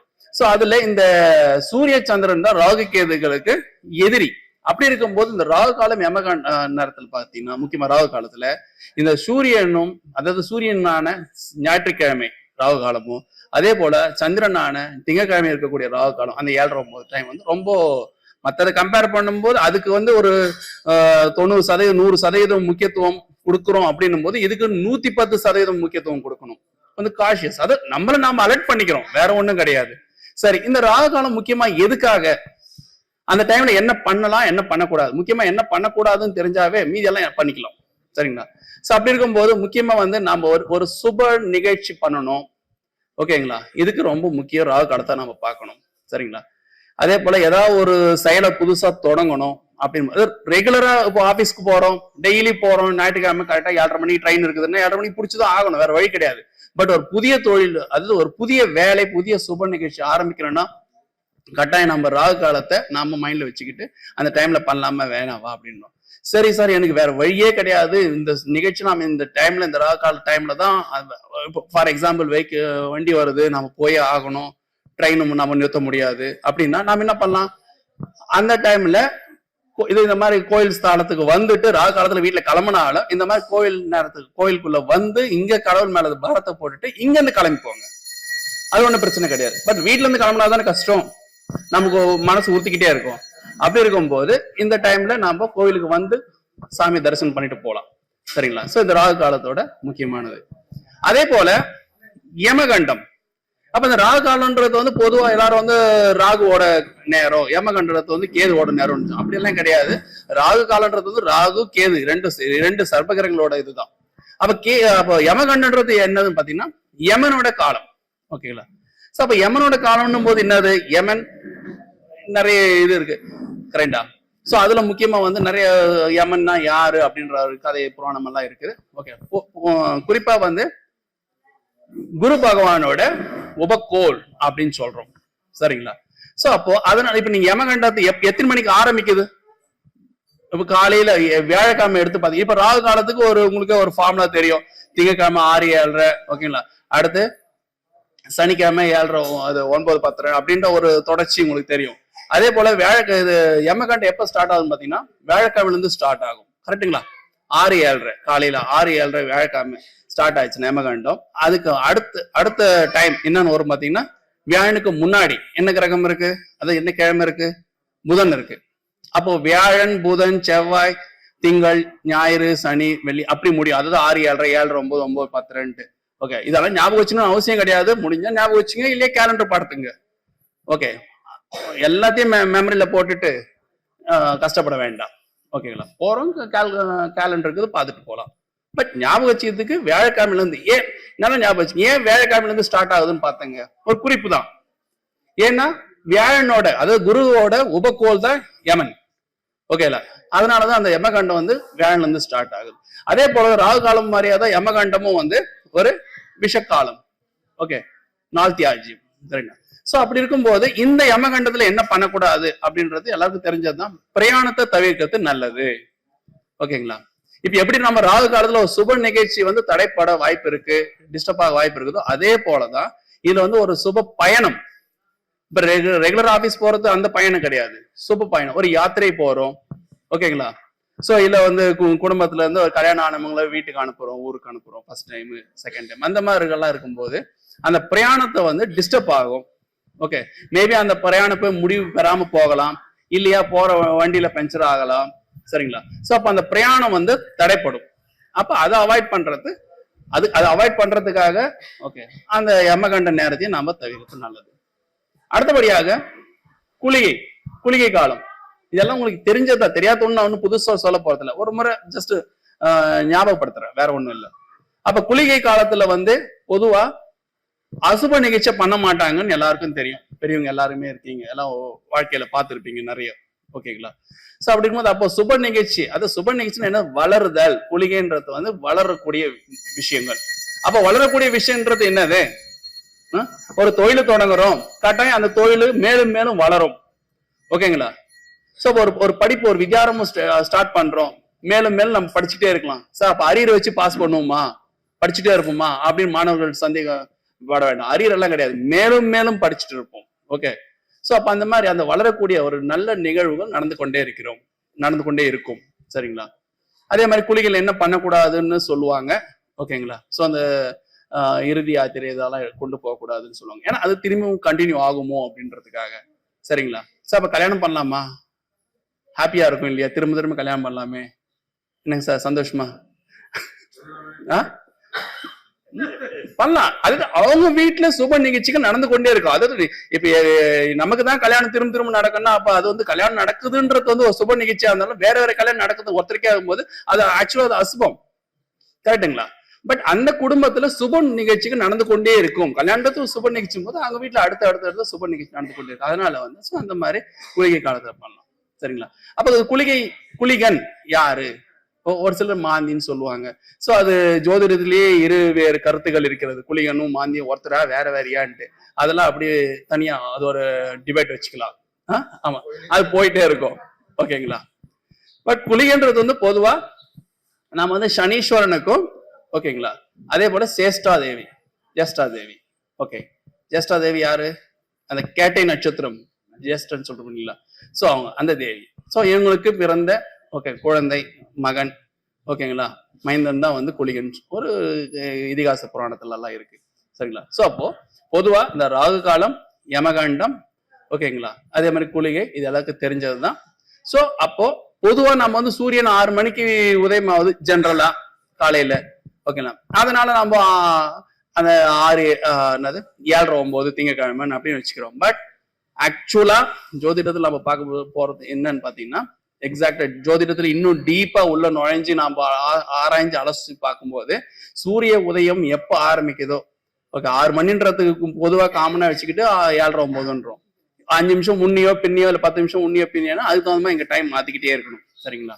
இல்ல சார் வேற வழியே இல்ல சார், நான் கட்டாயம் போய் தான் ஆகணும் அப்படின்னு கோயில் சொன்னேன்.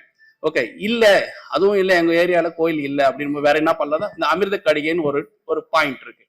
அமிர்த கடிகைன்றது வந்து அந்த 1.5 மணி நேரத்துல அரை மணி நேரமா, அப்ப 3வது அரை மணி நேரம் இருக்கு இல்லைங்களா, 1.5 மணி நேரத்துல அந்த டைம்ல ஓகே ஒரு விதின்னு இருந்தா ஒரு விளக்குன்னு ஒண்ணு இருக்கும், விதி விளக்குன்ட்டு. ஓகே, ஒரு ரூல்ஸ்னா ஒரு ரூல்ஸ் எக்ஸம்ஷன்ஸ் இருக்கும். சோ அந்த மாதிரி அந்த டைம்ல வேணா நம்ம கடவுள் மேல பாரத்தை போட்டுட்டு நம்மளோட வேலையை தொடங்கலாம். சரிங்களா? பட் என்னதான் இருந்தாலும் அது ஒரு விஷக்காலம்னு நம்ம தெரிஞ்சு ஓகே மேக்சிமம் அவாய்ட் பண்றது நல்லது. சரிங்களா? சோ மீண்டும் ஒரு முறை அனைவருக்கும் நன்றி தெரிவித்துக் கொள்கிறேன். ஓகே, நன்றி, வணக்கம். அடுத்து சதீஸ்வரி ஒரு நிமிஷம் பேசுவோம். சின்ன உதாரணமா நான் ஒண்ணு சொல்றேன். எங்களுக்கு சொல்லப்பட்ட இந்த பாடத்திட்டத்துல வாக்கிய பஞ்சாங்கம் அப்படின்றது வந்து ஐயருங்கெல்லாம் குறிச்சு கொடுக்கறது, சந்திரனை பேஸ் வச்சு அவங்க குறிச்சு தருவாங்க. அது இரவு 12 மணிக்கு பொழுது வெடிஞ்சிடுச்சு அப்படின்றத வச்சுதான் அந்த ஜாதகத்தை குறிச்சு கொடுத்துருப்பாங்க.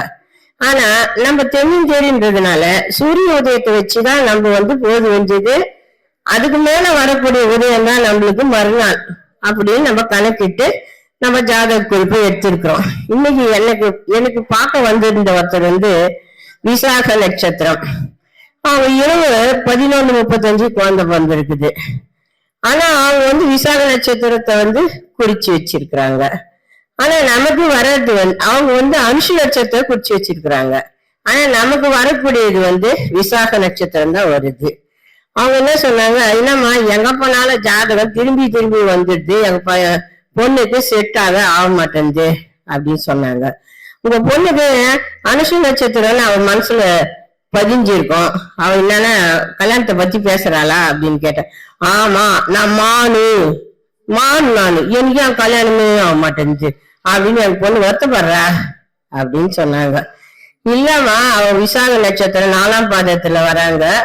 நீங்க ஜாதகத்தை கொடுக்கும்போது விசாகத்தையும் பார்க்க சொல்லுங்க, இல்ல திருக்கணிதமா மாத்தி பாக்குறதா இருந்தா அனுஷத்தை பார்க்க சொல்லுங்க, அது பார்த்தாதான் செட் ஆகும் அப்படின்னு அந்த அம்மாவுக்கு சொன்னேன். நான் கூட ஒரு வாட்டி கேட்டவங்க ஒரு இடத்துல விசாகம் தான் சொன்னாங்க. என் பொண்ணு ஒத்துக்க மாட்டேங்குது. ஆஹா, நான் சிங்கம் இல்லை, நான் புலி இல்லை, ஐயோ நான் புலி இல்லை அப்படின்னு அது கஷ்டப்படுது அப்படின்னு சொன்னாங்க. பொண்ணு எப்படின்னா சொன்னா சொல்லியும் போது நீங்க வந்து விசாகத்தையும் பாருங்க, இல்ல அனுஷத்தையும் பாருங்க, மாத்தி பாத்தீங்கன்னா தான் உங்களுக்கு அது வந்து நிகழ்ச்சியா நடக்கும் அப்படின்ட்டு இப்ப அந்த பாப்பாவுக்கு விசாக நட்சத்திரத்தை போட்டு நான் எழுதி கொடுத்தது அவங்களுக்கு ரொம்ப மன நிறைவா போச்சு. அந்த மாதிரி ஒரு ஜாதகத்தை ஏதாவது நம்மளுக்கு அவங்க எடுத்துன்னு தரும்போது ஒண்ணு வாக்கியமா மாத்தணும், இல்ல வந்து திருக்கணிதமா மாத்தணும். அப்படி மாத்தி நம்ம சொன்னோம்னா அவங்களுக்கு ஒரு மன நிறைவா இருக்கும்ன்றத நான் இன்னைக்கு பார்த்த கருத்தை நான் தெரிவிச்சுக்கிறேன். வாழ்காலமுறை. எல்லாருக்கும் நன்றி. அசோகன், ஆஸ்ட்ரோ அசோகன் ஆம்பூர்ல இருந்து வந்திருக்கிறார். அவர் ஒரு 5 நிமிடங்கள் பேசுவார்.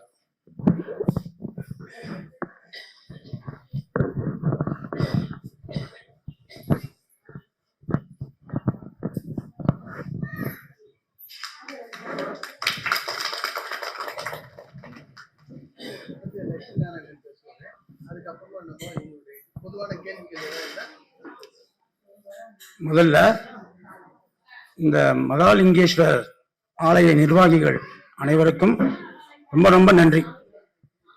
அதோடு வந்திருக்கும் ஜோதிடர்கள் அன்பர்கள் எல்லாருக்கும் மாலை வணக்கம். இப்போ நம்ம வாழ்க்கையில வந்து சந்திராஷ்டமம்னு சொல்லிட்டு ஒண்ணு இருக்கு, எல்லாருக்கும் தெரியும்னு நினைக்கிறேன். அந்த சந்திராஷ்டமத்துல வந்து நடக்கிற விஷயங்கள் ஒவ்வொருத்தருக்கு ஒரு நன்மையை தரும், ஒவ்வொருத்தருக்கு தீமையை தரும். அந்த வகையில பாத்தீங்கன்னா எல்லா கருத்துக்களும் வந்து நம்ம ஒண்ணு கூட விட்டுடக்கூடாது அப்படின்றதுக்காக நான் வந்து பார்த்து சொல்லிடுறேன். ஆனா இதுக்காக வந்து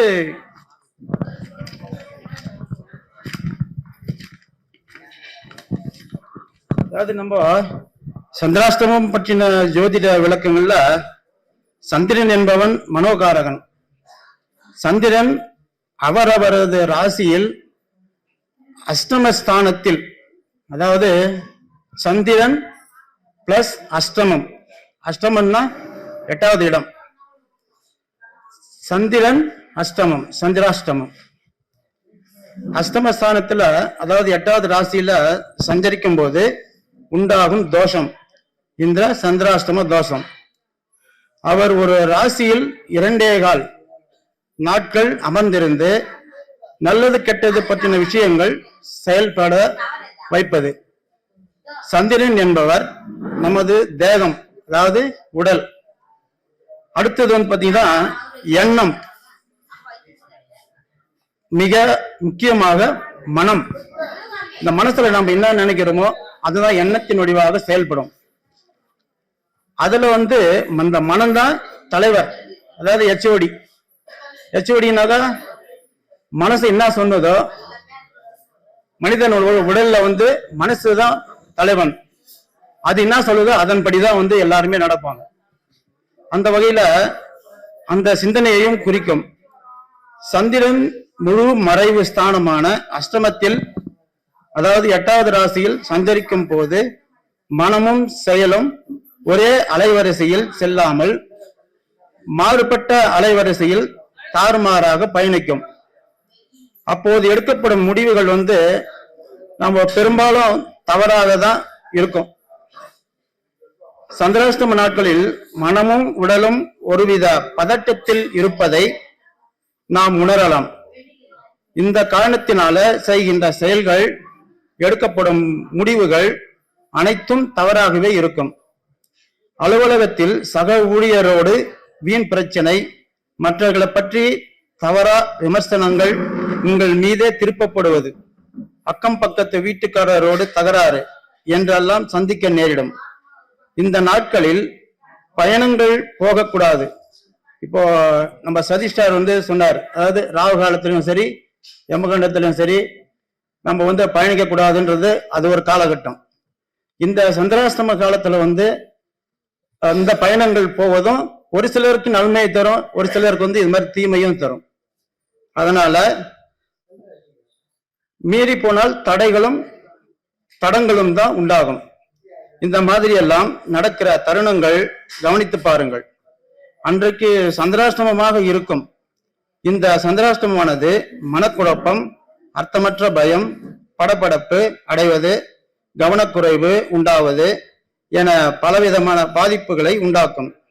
ஆனால் ஒருவரது ஜனன காலத்தில் தேய்பிறை சந்திர காலத்தில் பிறந்தவராக இருக்கிற பட்சத்தில் அந்த ஜாதகருக்கு சந்திராஷ்டமத்தால் எந்தவித பெரிய பாதிப்பும் ஏற்பட்டு விடாது. அவருக்கு நன்மை மட்டுமே நடைபெறும். அதே போல சந்திராஷ்டம தினத்தில், அதாவது நம்ம சாலையில போறப்போ வரப்போ கவனமா தான் போவோம். ஆனா இதுல திடீர்னு நாய்கள் குறுக்கிடுச்சுனாக்கா ஒரு பெரிய விபத்தே ஏற்படும்.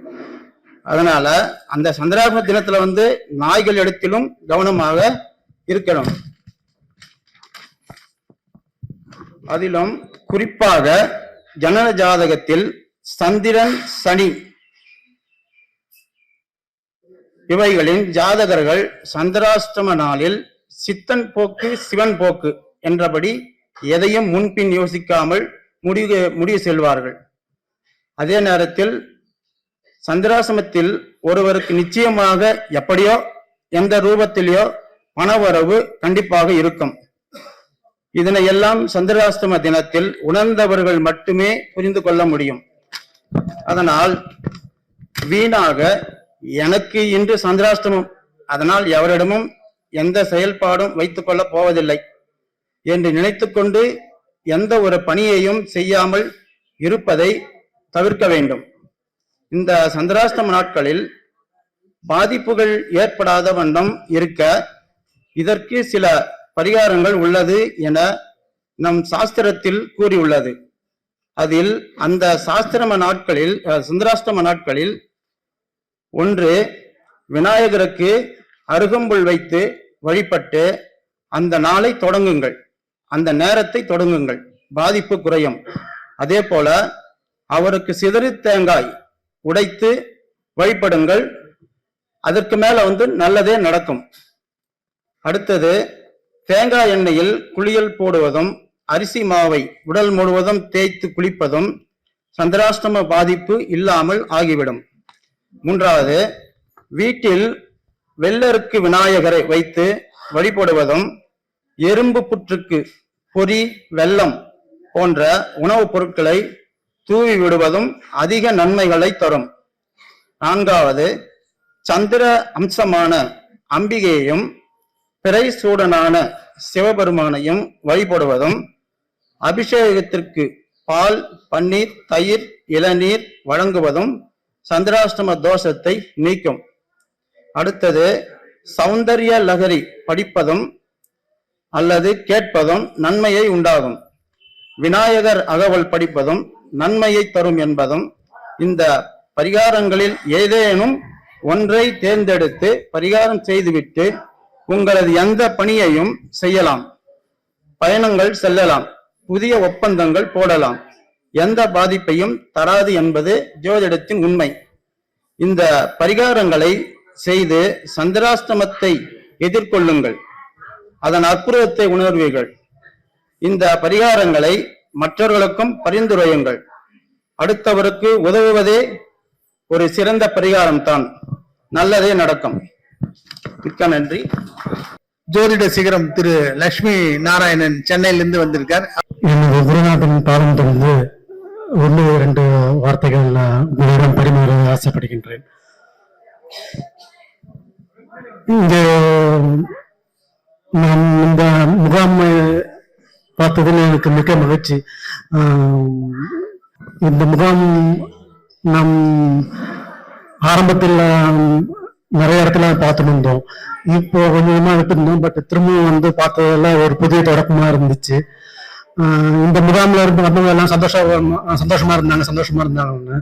எனக்கு தெரிஞ்சு நான் என்ன விரும்புறேன்னா இந்த இடம் தான் நம்மள எல்லாமே சந்தோஷமா வச்சிருக்கிறது.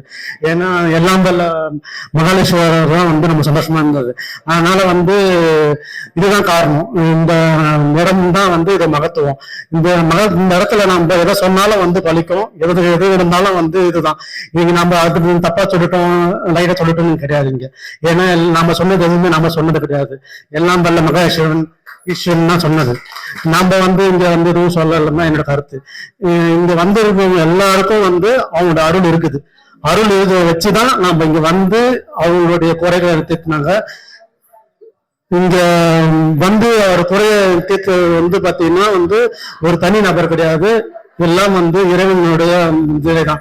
சோ எனக்கு தெரிஞ்சு என்னன்னா இங்க எல்லாருக்கும் பாத்தீங்கன்னா இதுக்கு என்னால இன்பம் தான் வரும். அதுல எந்த மருந்து காட்டுறது கிடையாது. ஏன்னா இதுவே நீங்க கடையிலயோ வெளியே உட்காந்து பாத்தீங்கன்னு வச்சுங்களா, இதை நான் சொன்னேன்னு சொல்லுவேன். பட் இந்த இடத்துல நான் சொன்னேன்னு சொல்லக்கூடாது. எல்லாம் வல்ல இறைவன் தான் சொன்னாரு. ஓகேங்களா? என்னுள் இறங்கி நம்முள் இறங்கி அவர் தான் இதுக்கு எல்லா பலனும் சொன்னாரு. சோ நான் நல்லது சொல்லணும், கெட்டது சொல்லணும், எல்லாமே அவங்களோட இதுதான். சோ கண்டிப்பா இங்க வந்தவங்க அனைவரும் சந்தோஷமா இருப்பாங்க. இவங்க எல்லா நலமும் பெற்று இருக்கணும் எல்லாம் வல்ல இறைவன் வேண்டி விடைபெற்றுக் கொள்ளும். நன்றி, வணக்கம். அடுத்தபடியாக மன்றந்தாங்கல் ஜோதிடர் திரு குரு ஐயா அவர்கள். ரொம்ப நன்றி. எனக்கு நிறைய ராமலிங்கன்னு ஒருத்தர் இருப்பார், காங்கநல்லூர். அவர் இப்போ உள்ள காலம் ஆயிட்டாரு. நான் கட்ட ஜோசியத்தை அவரிடம் போய் கேட்பேன். டவுட் இருக்கும்போது இது கண்டிப்பா தப்பா தான் இருக்குமோன்னு போய் கேட்பேன். அவர் என்ன சொல்லுவாரு, சரியா தான் சொல்ற, உனக்கு ஏன் சந்தேகம் வந்துச்சு போயான்னிடுவார். அந்த மாதிரிலாம் கூட ஒரு சில டவுட் எல்லாம் வரும்போது நான் போயிட்டு அவரை போய் கேட்கறது உண்டு. இன்னொன்னு என்ன சொல்லலாம்னா, கற்றலின் கேட்டல் நன்று. இது எனக்கு ரொம்ப பிடிக்கும். நம்ம சாமியை என்னை கூட்டு போய் அங்கே உட்கார வச்சாரு. எனக்கு சங்கோஜமா இருந்தது. ஏன்னா எதற்கு உட்காந்து நீங்க பேசுறத கேட்டாக்கா எனக்கு நல்லா இருக்கும்ங்கிறது ஒரு இது. நான் என்னதான் அறிவாளியா இருந்தா கூட நீங்க சொல்றதை நான் கேட்டேனாக்கா அதுல இருந்து நிறைய நுணுக்கங்களை நான் தெரிஞ்சுக்க முடியும். அதுதான் ஒண்ணு. இப்போ ஒரு சில இதுதான் நான் பேச போறேன். அதாவது ஒரு பெண் அல்லது ஒரு ஆண், இவங்களுக்கு திருமண காலம் எப்போது நிர்ணயிக்கப்படுகிறது? இதுதான். இது நான் சொல்றது தப்பா கூட இருக்கலாம். அது இருந்தாக்கா எங்ககிட்ட சொல்லுங்க, பரவாயில்ல. Right, okay, thank you. ஒரு பெண் அல்லது ஒரு ஆணுக்கு திருமண காலம் எப்போது நிர்ணயிக்கப்படுகிறது? லக்னத்துக்கு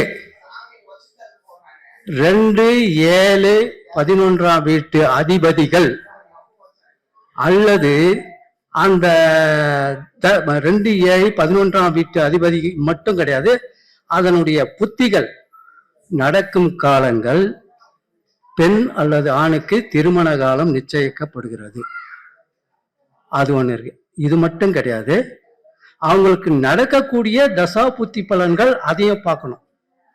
நீ 2, 7, 11ஆம் வீட்டு அதிபதிகளுடைய தசா புத்திகள் நடக்கும் காலங்கள் திருமணம் நிச்சயிக்கப்படுதுன்னா, தசா புத்திகள் அந்நேரத்துக்கு அவங்களுக்கு பாதகாதிபதி தசா புத்திகள் நடந்தால் நடக்காது,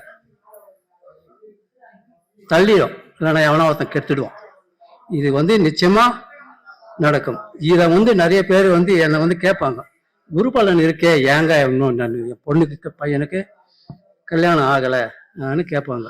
குரு பலன் இருக்கு, நடக்கக்கூடிய தசா புத்திகள் சரியா சாதகமா இல்லை. அதனால இந்த காலங்களில் குறித்து கொள்ளுங்கள். இந்த காலங்களில் உங்கள் பையனுக்கோ பொண்ணுக்கோ திருமணம் நிச்சயிக்கப்படும் என்று சொல்லுவேன். அவர்களும் அது வரைக்கும் காத்து நிற்பாங்க. கரெக்டா வருவாங்க, ஜாதகத்தை எடுத்துன்னு வருவாங்க. அந்நேரத்துக்கு பார்த்தாக்கா அதுக்கு மேட்ச் ஆகிற ஜாதகமாகவே வந்துடும். போங்க, இந்த டைமுக்குள்ள உங்க பொண்ணுக்கோ பையனுக்கோ கல்யாணம் ஆகும் சொல்வேன். நான் குறிப்பிட்ட ஒரு டேட் வந்து நம்ம கஸ்பாவில இருந்து ஒருத்தர் வந்தார், இந்த தேதிக்குள்ள உங்க பையனுக்கு கல்யாணம் ஆகும் சொன்னேன். அந்த தேதியிலேயே வந்து கரெக்டா வந்து கல்யாணம் ஆச்சு. உடனே அவரு எப்படி கல்யாணம், அதாவது கல்யாணம் ஆகிறதுக்கு முன்னாடியே வந்து கேட்டாரு, எப்படிங்க எங்க பையனுக்கு கல்யாணம் ஆகும், சொந்தத்திலயா அசல்லையா, தூரமா இதுவா கேட்டார். நான் ஒரே ஒரு வார்த்தை அந்த ஜாதகத்தை பார்த்து சொன்னேன், உங்க பையன் ஜாதகத்துல குரு வக்கரமாகி சுக்கிர பார்வை ஏற்பட்டதால் நீ உன் பையனுக்கு பொண்ணு தேடாத, அவனே லவ் மேரேஜ் பண்ணின்னு உன் காலில் விந்துருவான் போங்கன்னு. என்னங்க எப்படி சொல்றான், என் பையன் அந்த மாதிரி கிடையாதே என்ன. இவர் என்ன பண்ணாரு, இங்கிருந்து அவங்க பையன்கிட்ட போய், என்னடா ஜோசிகார் இப்படி சொல்றாங்க, நீ எதனா ஒரு பொண்ணை லவ் பண்றியான்னு கேட்டுக்கிறாரு. முதல்ல தயங்கணும், கட்சியில ஒத்துக்கணும். ஆமா என்னடா சொல்லும்போது சொல்லிட்டா, நீங்க எது வந்தாலும் ஏத்துக்கிறேன்னு பையனுடைய அப்பா சொல்லும்போது, ஆமாம்பா நான் வந்து ஒரு எஸ்சி, அந்த பொண்ணு வந்து முதலியார், நான் விருப்பப்படலாம், அந்த பொண்ணு விருப்பப்படலாம், பொண்ணுடைய வீட்டில் வந்து ஒத்துக்கல, நான் என்ன பண்ண முடியும், அதனால நான் வெளியே சொல்லலை என்ன அப்படி. உடனே வந்து என்கிட்ட வந்து சொன்னா, அப்படி ஜாதி, அதாவது காதல் திருமணத்துக்கு ஜாதி தடை இல்லை, மதமும் தடை இல்லை. என்ன அந்த பொண்ணு விருப்பப்பட்டு உங்க பையன் விருப்பப்பட்டா வெளியே போயிட்டு கல்யாணம் பண்ணிட்டு போட்டோமா, நீயும் தடை பண்ணாதன்ட்ட. இந்த வார்த்தையை போயிட்டு பையன்கிட்ட சொன்ன உடனே அடுத்த ஒரு வார்த்தைக்கெல்லாம் அந்த பொண்ணு போய் அந்த பையனும் பொண்ணும் போயிட்டு லவ் மேரேஜ் பண்ணின்னு வீட்டில் வந்து காலில் விழுந்துட்டாங்க. அதுக்கப்புறம் அந்த பொண்ணுடைய வீட்லையும் ஏற்றுக்கினாங்க. இது வந்து அந்த மாதிரியான, அதாவது குரு வக்கரப்பட்டு சுக்கிரனை பார்த்தாலும், சுக்கிரன் வக்கரப்பட்டு குருவை பார்த்தாலும், ஆனா நேரடி பார்வை இருக்கக்கூடாது, வக்கரப்பட்டு பார்க்கணும். அதாவது வக்கரம் என்றால் பின்னோக்கி பார்த்தல், அந்த மாதிரி பார்த்தால் கண்டிப்பா அவங்களுக்கு உண்டு அப்படின்னு சொன்னேன். அதே மாதிரி நடந்துச்சு. இந்த மாதிரி பல விவகாரம், அதாவது குழந்தை இல்லாமக்கு அதாவது சர்ப்பதோஷத்தால் பாதிக்கப்படுபவர்களும் உண்டு. அவங்களுக்கு குழந்தை பாக்கியம் ரொம்ப ரொம்ப தடை ஏற்படும். 5 ராகு, 5 சனி, 5 சூரியன், இந்த மாதிரி எல்லாம் வந்து சர்ப்பதோஷத்தால் பாதிக்கப்படுபவர்களுக்கும் நிறைய வந்து சிக்கல்கள் வரும். அவங்கெல்லாம் போயிட்டு அதாவது என்ன சொல்லலாம், அதுக்கு உண்டான சாந்தி செய்யலாம். அப்படி இல்லைன்னா போயிட்டு ஹாஸ்பிட்டல் மூலியமா சரி பண்ணிங்க. இயற்கையாவே உங்களுக்கு புத்திர பாக்கியம் கிடைக்கும்னு எதிர்பார்க்காதீங்க, ஹாஸ்பிட்டல் மூலியமா பாங்க, எல்லாம் ஒன்று செய்யுங்க. அதுக்கப்புறம் நிறைய பேர் போயிட்டு பார்த்துருக்காங்க. அதுக்கப்புறம் குழந்தை பிறந்ததுக்கு அப்புறம் என்கிட்ட வந்து பேர் வைக்கிறதுக்காக வருவாங்க. சரி, பேர் வச்சு கொடுப்பேன். இந்த மாதிரி நம்ம வந்து ஜோசியம் பார்க்கறது, ஜாதகம் பார்க்கறதுலாம் வந்து பார்க்க வரவங்களுக்கு வழிகாட்டுதல் நல்லாக இருக்கணும். போனால் இவர் நல்லது செய்கிறார், இவர் சரியான முறையில் வழிகாட்டுகிறார், இதுதான் நமக்கு முக்கியம். இது மாதிரி நம்ம செய்ய முடியலனாக்கா நம்ம பேர்ல வந்து மரியாதை குறைஞ்சு போயிடும்.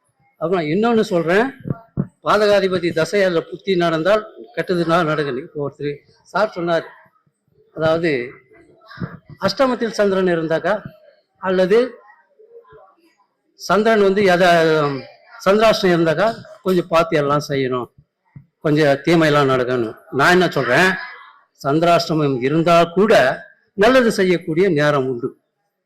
எப்போ ஒன்னாக்கா 3, 6, 8 இந்த தசை அல்லது புத்திகள் நடந்தால் மட்டும்தான் அது கெட்டது செய்யும், மற்ற காலங்களில் கெட்டது செய்யாது.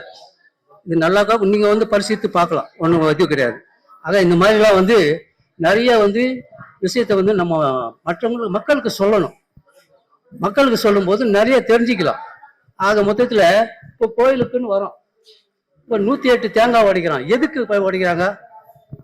அவங்க ஜாதகம் பார்க்க வரவங்ககிட்டே கேட்குறான், சார் என்னை வந்து 108 தேங்காய் உடைக்க சொன்னாங்க, எப்படி சார் அது? ஆனா 108ங்கிறது அது ஒரு மந்திர சொல். எப்படி மந்திர சொல்? 27 நட்சத்திரம், 4 வகுத்தினாக்கா 4 பெருக்கினாக்கா 108 வரும். ஒவ்வொரு நட்சத்திரமும் 4 பாதங்கள். அந்த 4 பாதம், ஒவ்வொரு பாதத்துக்கும் உடைக்கக்கூடிய ஒரு தேங்காய், அதுதான் வந்து கணக்கு. 108 தேங்காய் உடைச்சுனாக்கா 27 நட்சத்திரங்களும் ஏழ்வையாகும். அதுக்காக உருவாக்கப்பட்டது தான் அது. ஆக இது மாதிரிலாம் வந்து ஜாதகத்தில் நிறைய இருக்குது. நம்ம சொல்லும் போது விளக்கி சொல்லணும். இது வந்து ரொம்ப ரொம்ப முக்கியமானது. அது மாதிரி வந்து சந்திராஷ்டமாக இருந்தால் கூட உங்களுக்கு நல்ல தசாபுத்திகள் நடந்தால் ஜெயிப்பது நீங்களாக தான் இருப்போம். ஆனா பாதகாதிபதி தசாபுத்திகள் நடந்தால் ஜெயிக்க முடியாது. ஒருத்தர் வந்தார், வந்த உடனே எங்கிட்ட ஜாதகம் கேட்டார், இப்போதைக்கு எனக்கு நேரம் நல்லாகுதா, இன்னும் 2 மாசம் சரியான டைம் இல்லை, வண்டி வாகனத்தில் போகாதீங்க.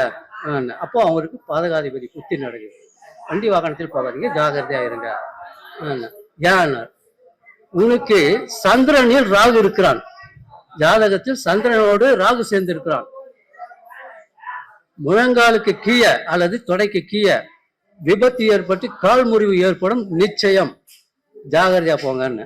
அவர் என்ன பண்ணாரு, நான் சொன்னதே மறந்துட்டாரு, போனாரு, கீழே விழுந்தாரு, இந்த எலும்பு அவுட்டு உடஞ்சி போச்சு.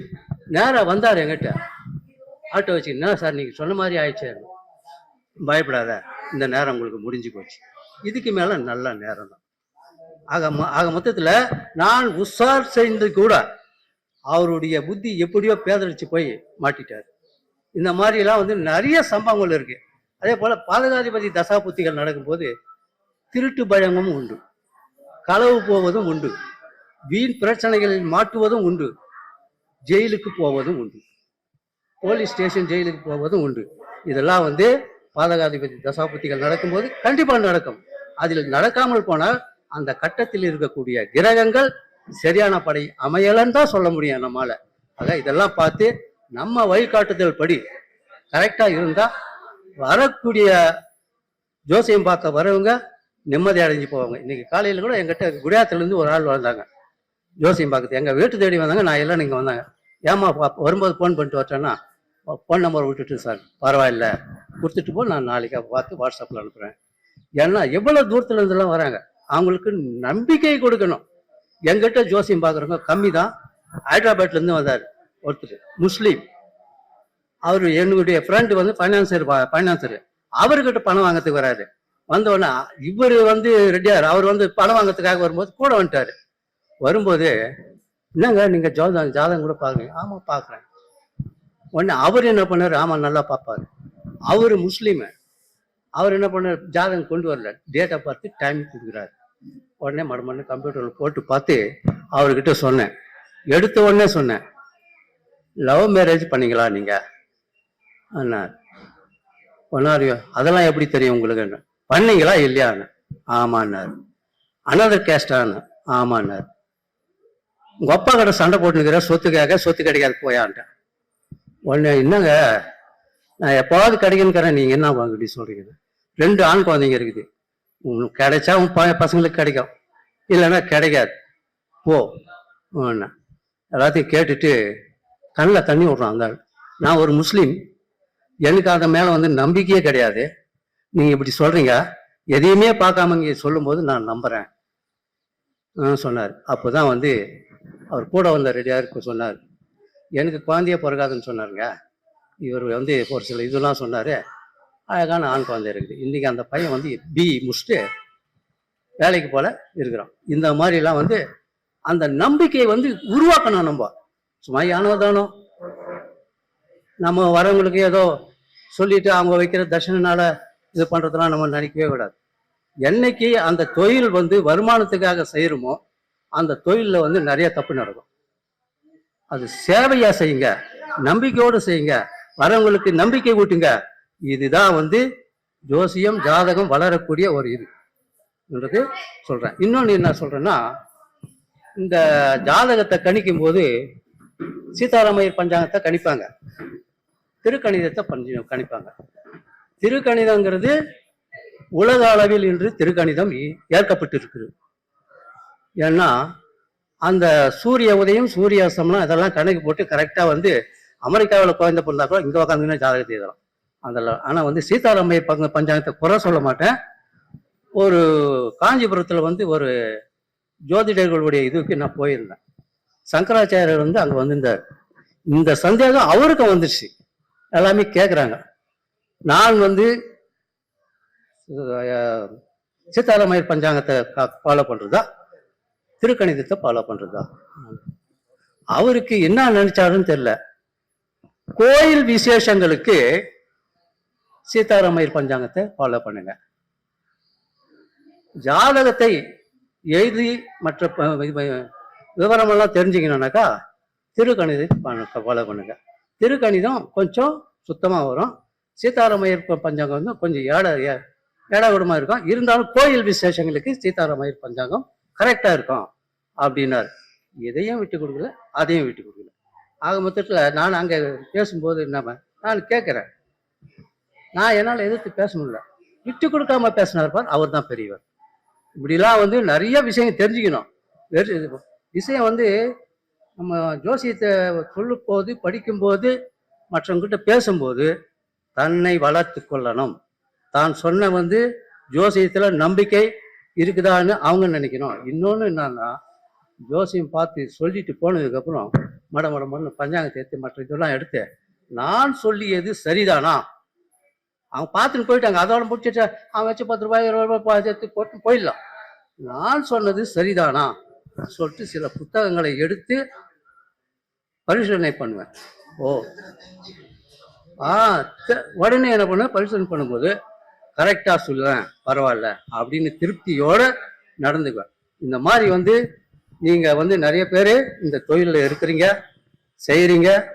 நிம்மதி, அதாவது ஜோசியத்தின் மூலயமா வந்து நிறைய சொல்லலாம். வரக்கூடிய அரசியல்வாதிகளுடைய ஜோசியத்தை கூட நான் கணிச்சு சொன்னது உண்டு. இந்த மாதிரி வந்து நிறைய சொல்லலாம். ஆனால் நான் வெளிப்படையாக வந்து வெளியே பேசுறது கிடையாது. ஏன் பேசுறது இல்லைன்னா, ஒரு அரசியல்வாதி இந்த நேரத்தில் சாக போகிறாருன்னு சொல்லிட்டு நான் எழுதி வச்சேன். ஆனால் என்னால் வெளியே சொல்ல முடியல. சொல்ல கூட அதுதான் தர்மம். அப்புறமா எழுதி வச்சுட்டு அந்த பஞ்சாங்கத்தில் அப்படியே எடுத்து மூடி வச்சுட்டேன். அப்புறமா வந்து செத்ததுக்கு அப்புறம் ஒரு ஆள் கூப்பிட்டுதாங்க, என்னங்கண்ணா இதெல்லாம் வெளியே சொன்னாக்கா அவன் மண் சோறு சாப்பிட்டுக்கிறான், என்ன வந்து மண்ணுக்குள்ளே போட்டுருவான். இதெல்லாம் வந்து சொல்ல முடியாதுங்க, இதாங்க விதி, இதுதான் சாஸ்திரம். ஆக இந்த மாதிரிலாம் வந்து தீர்காயுலா அதாவது தீர்காம்சமா தெரிந்தால் கூட ரகசியம் காப்பது நல்லது. இந்த ரகசியத்தை நீங்களும் காக்கணும். இதை வந்து எல்லாரும் செயல்படணும். நாளைக்கு உங்களை தேடி வரவங்க இன்னார் கிட்ட போனால் இன்னார் செய்வது நல்லது அப்படின்னு தெரியணும். ஆக இந்த மாதிரிலாம் வந்து இப்போ நான் வந்து லோக்கல் விட இந்த பக்கம் ஹைதராபாத்து, இந்த பக்கம் பெங்களூர், இந்த பக்கம் கேஜிஎஃப், இந்த பக்கம் வந்து திருவண்ணாமலை, இங்கெல்லாம் வந்து எங்கிட்ட கார் போட்டுன்னு வராங்க, கேட்டுட்டு போகிறாங்க, திருப்தியோடு போகிறாங்க. போனதுக்கு அப்புறமும் சில விவகாரம் சில விஷயத்தை வந்து ஃபோன் மூலியமாவோ வாட்ஸ்அப் மூலியமாவோ ஷேர் பண்ணிக்கிறாங்க. இப்படிலாம் வந்து இருக்குதுன்னாக்கா அதில் ஒரு நம்பிக்கை இருக்குது. அதுதான் வந்து ரொம்ப முக்கியம். அதை நீங்கள் செய்யுங்க, நீங்களும் வளருங்க, உண்மைகளை எடுத்து சொல்லுங்க, சில உண்மைகளை கூறாதீர்கள். ஆக இதுதான் வந்து என்னுடைய கடமையும் கூட. உங்களில் பல பேர் இன்னும் வளர்ச்சி அடையணும். இப்போ நான் வந்து ஏதோ கொஞ்சம் பேசுறேன்னாக்கா, இந்த ஜோசியத்தில் எல்லாம் என்னால் வந்து முழுசா வந்து தெரிஞ்சுக்கிற முடிஞ்சிச்சுன்னு சொல்ல முடியாது. ஜோதிடம் என்பது ஆழ்கடல். அதில் வந்து முழுகிட்டாக்கா எழுந்துக்கிறது கஷ்டம். நான் தான் பெரியவனு என்னால் சொல்ல முடியாது. நிறைய விஷயங்குது, நிறைய தெரிஞ்சுக்கலாம். ஆக இதெல்லாம் வந்து நீங்களும் தெரிஞ்சு மற்றவங்களுக்கு உதவி பண்ணுங்க. நன்றி, வணக்கம். அமர்ந்திருக்கும் அனைத்து அன்பர்களையும் இந்த மாலை வேளையில் வாழ்க வளமுடன் என்று வாழ்த்தி வணங்கிக் கொள்கிறேன். சந்திராஷ்டமம் பத்தி எல்லாம் சொன்னாங்க. அதுல என்ன ஒரு கேள்வினா, பரிகாரங்களை பத்தி சொன்னாங்க. இது எனக்கு தெரியாது, நான் உங்ககிட்ட கேட்டு தெரிஞ்சுக்கலாம் அப்படின்னு சொல்லிட்டு, இந்த பதிகம் பாடுறது, கடவுளை வணங்குவது, இதெல்லாம் வந்து ஓகே, இந்த காலகட்டத்துக்குள்ள அந்த காலகட்டத்துலயும் அது சரியாதான் இருந்தது. இப்ப வந்து பாத்தீங்கன்னா நான் நிறைய இடத்துல பாக்குறேன், கோயில்ல விடலை தேங்காய் உடைக்கிறாங்க. உடைக்கிற தேங்காவை யாரும் இன்னைக்கு பொறுக்கிறதுக்கு கூட ஆள் கிடையாது. அது என்ன ஆகுதுன்னா, கார் ஏறி வண்டி ஏறி எல்லாம் சிதையுது. இருக்கிற உணவுலயே வந்து பாத்தீங்கன்னா, எங்க ஆசான் கூட சொல்லியிருப்பாரு மகரிஷி அவங்க, உணவுலயே வந்து தேங்காய் வந்து ஒரு உயர்தரமான உணவு அப்படின்னு சொல்லிட்டு. அங்க வந்து பாத்தீங்கன்னா ஒரு காலகட்டத்துல அந்த தேங்காய் உடைய சொல்ல எடுத்துட்டு போயிடுவாங்க. இன்னைக்கு அந்த மாதிரி இல்லை. ஆனா இந்த பரிகாரத்துல வந்து அந்த தேங்காய் உடைக்கிறதுன்னு ஒண்ணு இருக்கு. அது உடைச்ச தேங்காவை பயன்படுத்திட்டான்னா அது புண்ணியம் ஆயிடும். அது சிதைக்கப்பட்டு போகுதுன்னு அப்படின்னு இருக்க சொல்ல இப்ப இருக்கிற காலகட்டத்துக்கு அது வந்து நடைமுறைக்கு அது கொண்டு வரலாமா அப்படின்ற ஒரு விளக்கம் நீங்க கொடுக்கணும். அதே மாதிரி இந்த அருகம்புல் சாத்துறதுன்னு ஒண்ணு இருந்தது. அருகம்புல் சாத்தணும் விநாயகருக்கு அப்படின்னு சொன்னாங்க. மிக நுண்ணிய நிலையில போய் இருக்கு சொல்ல பார்க்க சொன்னீங்கன்னா, ஒரு செடியை கூட அதனுடைய அனுமதி இல்லாம பறிக்க கூடாதுன்ற ஒரு விஷயமெல்லாம் இருக்கு. ரொம்ப மைன்யூட்டா உள்ள போக சொல்ல இந்த மாதிரி ஒரு விஷயம்லாம் இருக்கு. பூக்கள் பறித்து சாமிக்கு போடலாம், ஏன்னா அது அன்னைக்கே பூத்து அன்னைக்கே உதிர்ந்துரும், அதை போடலாம். பட் இலைகள் எல்லாம் இருக்குதுன்னு சொல்ல அந்த செடியோட அனுமதி கேட்கணும் அப்படின்றதெல்லாம் சொல்லியிருக்காங்க. ஏன்னா இன்னைக்கு ஜப்பான்ல வந்து ஒரு இலைய ஒரு செடியும் இன்னொரு செடியும் பேசிக்கிறதெல்லாம் கூட எடுத்திருக்காங்க.